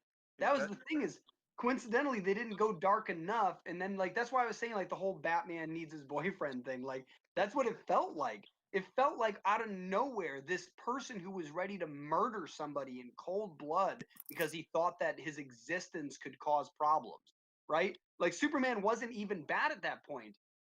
All he was doing was like, you might kill people one day, and he was ready to murder him, right? yeah, And now he's the guy that's like, we need him back. Like, we need him. And he's like freaking out. And I'm like, dude, I, you're like a 600-pound muscle man and you look like you're about to cry. Like, what's happening? yeah, that and for me, I'm thinking anytime you write with saying I'm going to make a dark, gritty story, and then just sit there, because I don't think that's where good stories come from. Saying I just want to write this tone, then it feels like you're kind of like back in junior high trying to be edgy with your writing. That's what I mean. Like they tried to go for it in a way that if they just followed the conceptual idea of the original one, that would have been like they could have still made it their own. But like, yeah, they definitely were like, let's try to make it edgy and like you look like you tried. Yeah, it's like I think it's like I enjoyed Man of Steel. Yeah, it was a decent movie. Quite a bit. It's like, was it perfect? No. Like for me, when I think of Superman, my mind will go to Christopher Reeve. With that tonality. But I can respect them saying this is a different direction. Um, I think though, then the problem became of like I forget the exact chronology of movies that came out. Was Suicide Squad after Man of Steel or before? It was, yeah, Suicide Squad was definitely after Man of Steel. I think it was either I think it came out shortly before or shortly after Batman versus Superman. Yeah, because the thing is with that uh, with that movie, I feel the problem with that is like, especially in the early trailers, I had no idea what the story was about. I Yeah, mean, they showed characters that I recognized. They showed them just being off the wall, but thinking, so they just hanging out, or is there a threat? well, that's actually a really good point because all their other fucking trailers tell you how the beginning, middle, and end of the movie are. Where that trailer, yeah, was kind of more like I have no idea what's going on. That's actually funny that you mentioned that because that's interesting. Because like all the Marvel trailers, I had to stop watching them. Although ironically, for the very final Marvel movie, they made fake trailers, which Yeah. so now I kind of wish I saw them. But But like all the other Marvel movies, they were like I felt like. Did you ever watch Dragon Ball Z? It's been a long time, but yeah. But do you remember how at the end of the episode you had to like turn off the channel because it was like on the next episode of Dragon Ball Z where Goku beats Frieza, and you're like, wait, what? Like, Jesus, could you leave me a little bit of mystery? Yeah, I did remember that TV going off pretty quick. Yeah, that's the thing. It's like that's how they did all of the Marvel trailers. Like they told you, like after about probably Thor 2. I think from that movie on, all the trailers were spoiler alerts. Like you could not watch them. So I had to stop watching them because they ruined the movies. I was like, all the mystery's gone. And that's the point of these. Like, I already know the superheroes. I want to be mystified by the story. So if you tell me the whole story in the damn trailer, like, it kind of defeats the purpose of watching the movie. Yeah, that's an issue with not just superhero movie trailers, but a lot of trailers nowadays too. Oh yeah, they're all like that. But for Yeah. me, like the only movies I've been paying in theaters to watch recently have all been superhero movies, just because it's all like there's been so many movies made recently that have been so disappointing that unless it's like an actor I really like, I'm not gonna go pay to see it in the theaters because I'm like you've already like because first off I don't watch any trailers at all anymore because they're all they're right, they're all spoiler alerts. But because of that, like I can watch the trailer. When I do watch the trailer, I can tell if it's a good movie or not because I know how it's gonna play out. Yeah, it's like, I mean, certain stories, like for example, something like Aquaman, you know what's going to happen, even if you haven't seen the trailer. It's just like Yeah, a little bit of an origin, huge spectacular battle at the end, but it's like something like that I don't mind a trailer for. But the problem I have is like I keep like taking bits and pieces from the trailer and then saying I'm watching the movie and I'm like, oh, okay, here's where this is going to come into play that I've already seen. And it's agony for horror movies because it's like, yeah, because like, if a jump scare works, for example, in a trailer, then it's not going to work for me in the movie because I'm like seeing it. yeah. And Well, that's finally, why I liked what they did with the last Avengers because they made fake trailers that yeah, gave you an idea of what the movie could be about, while giving you a curveball for the movie. Like that's how scary movie trailers should be. They should let you feel what the movie's gonna feel without ever spoiling anything from the movie. yeah, it's like when because I'm working on some horror scripts and things like that. We're trying to actually script separate trailers featuring the cast, featuring this and that, but you'll never see it in the movie. It's more going to be treated in the same vein of like a short film to Yeah, get exactly. to get you intrigued. But yeah, I avoid movie trailers generally as much as possible because I like to see a story unfold. Um, it's like sometimes though, if I'll make an exception of people like you've got to see this because I know you're a fan, etc.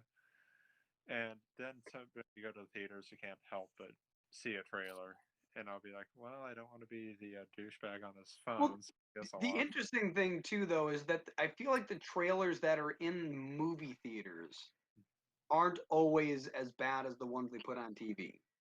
Yeah, Because typically for those, they either do like the Michael Bay style, where they just do loud explosions because you're in a theater and they want to get your attention, yeah, uh, or it's setting you up for like a movie that you really haven't heard, you didn't know was coming out. So it's like, oh, like now I'm just aware of it. Like you're not even paying attention fully to the trailer.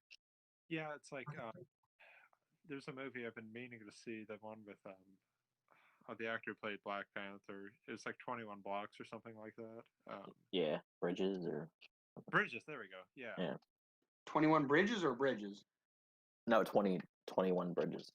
Yeah, Oh, it's like that's not something that would be on my radar if I didn't see the trailer in theater. yeah.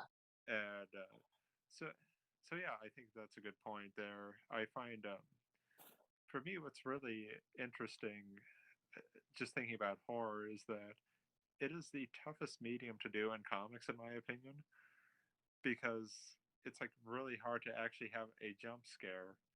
The closest you can come is having a page turn Dude, Oh, that's oh, I was just yeah, about to say, okay. Greg and I were Yeah. talking about that because even with our current comics, which aren't horror comics, I started laying out pages so that like the spoiler or the big cool thing happens on page flips. Like I never want it to be like you're looking at something that's background information and then the cool thing's on the bottom right. You know what I mean? Like where I'd rather either have a splash page or have it be the top panel, like a boom, something like that. Where the same with, and then we were discussing how are we going to create horror comics because you can't get that jump scare. Instead, I want it to just be that like, holy shit, like whoa, like you flip the page and like, damn. Yeah, it's like It's more like shock as opposed to scare. yeah, it's like it's really tough. I think you can create an atmosphere, but with the absence of like sound design or as deep as you can get into it with like a novel,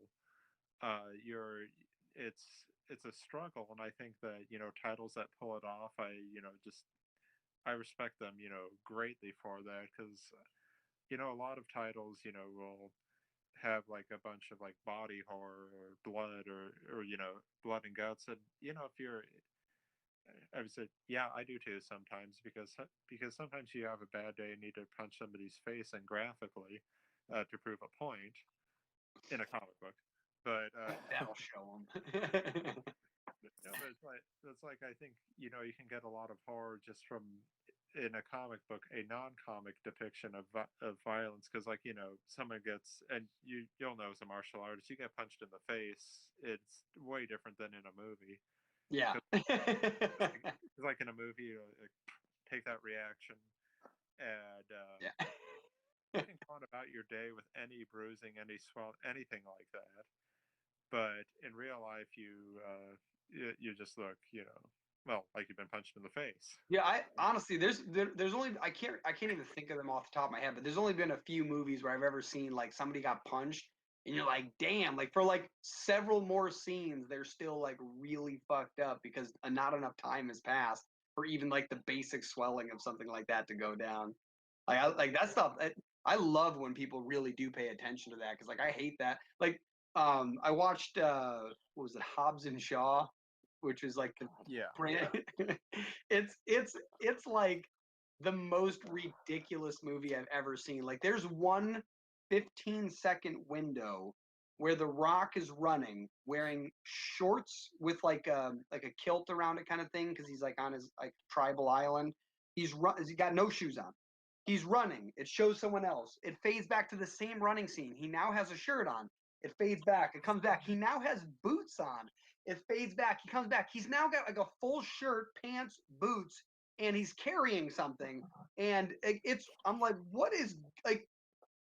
It was night 35 seconds ago, right? Wait, what just happened? Like it straight up went to there's fire because it's dark to it's noon and he's running. And I'm like, what just happened? Like my brain exploded. Like, did you guys run out of budget during this scene and you guys had to film it fast and it was all in one day? Like, like it was and oh, and within that same minute and a half, it was storming maybe a half mile down the road. Like torrential downpour, dark clouds, lightning, and then it was sunny with no clouds like a quarter mile away and people are still fighting and I'm like what is going on like that there's that level and then there's this guy's had a bruise on his face for the rest of this movie like that's awesome like I love that shit. yeah. That was actually one of my favorite things about the show Breaking Bad is that they did a great job keeping track of those wounds. See, I gotta watch It's a good that. show. Oh my god. I started watching it and it was such a great show, but it's so long and I do a lot of things. I don't have a lot of time to watch shows. Clearly, with all my lack of DC and Marvel catch ups, but yeah, like that. I watched like maybe 6 episodes of it, and it's a phenomenal show. But even in those few episodes, you're right. Like they keep track of everything. But yeah, it's like I think that's a problem too with especially indie creators of all different mediums is getting their work. Continuity. Yeah, not just continuity, but like there's just so much out there to watch, to absorb, and while I like that there's this much art in the world, it just makes it that more challenging. It's like, because I mean, if you break it down to comics, every convention you go to, I think everyone in Artist Alley is either doing like fan art or plugging their own book, and I think that is really cool. It Well, the way I like to think about it is that honestly, the stuff that stands out to you for a reason, and so there's not so much like it does suck when you want to be a taste tester and see everything so that you can get more ideas. yeah, But in reality, there's not actually that much stuff that's good per person coming out, right? Like if you think about all the movies that are coming out, like I haven't gone to the movies since Endgame, probably. Oh, Joker. Well, I guess Joker after that. okay, But like other than that, like I don't go to the movies a lot because there's nothing that's really catching my attention. But for some people, like there's stuff coming out that is in their field of enjoyment. So it's the same with comic books. Like, our comic might be exactly what somebody wants to see, and someone else's comic they might hate, but someone else's exact they want to see. yeah, exactly. I think too. It's like it's also when you're competing against name brands, like everyone is like everyone knows Spider-Man, everybody knows Batman, and sometimes it's like uh, it's an issue that I've seen other creators struggle with too, and sometimes I do too. Is like I'll post a drawing of like an original character, and I'll get, oh, that's nice. I post something from the Spider-Man 4 fan film. Everyone's like, oh my god, and it's like it's one of the things where I get it, and I think it's something where, uh, like, okay, well, I'm just gonna have to concentrate on the quality of my piece and build my audience, by just Slowly, yeah.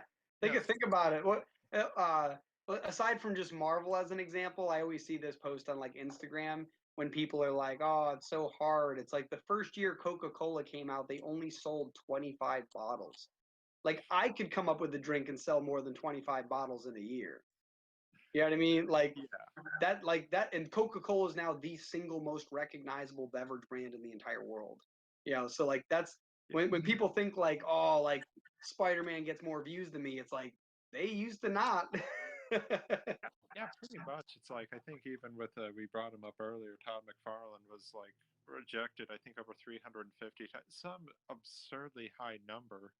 And he just kept submitting, and I met him at Emerald City Comic Con a couple of years ago. I have a photo to prove it. But he, Is it on Facebook? It's not real. oh, it's real. It was creepy when I tried to say I was in a relationship with him and he blocked me. But the point is,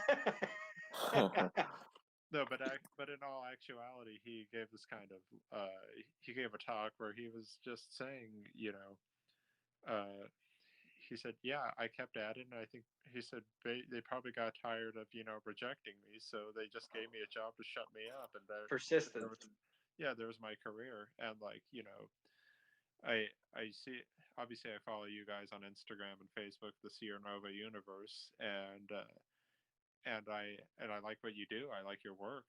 The titles coming out look to me to be not just like well-meaning people who don't have any artistic talent, writing or drawing wise. I see it and I'm like, okay, there's quality work in here, so I'm inclined to buy. I'd be inclined to buy an issue of that. Um, and I think where a lot of creators stumble is they're not. There's a difference, in my opinion, between being self-critical, but in a way to just have to get some affirmations of people saying, "No, you're awesome. Your art's awesome," versus being self-critical to have people saying like, to say, "Okay, is this the best layout I can do on a page, for example, to tell the story?" Because yeah, I've been working on the titles I'm working on. I'm like, I'll look at my rough layout and think, okay, this looks like page 8 looks way too similar to page 2.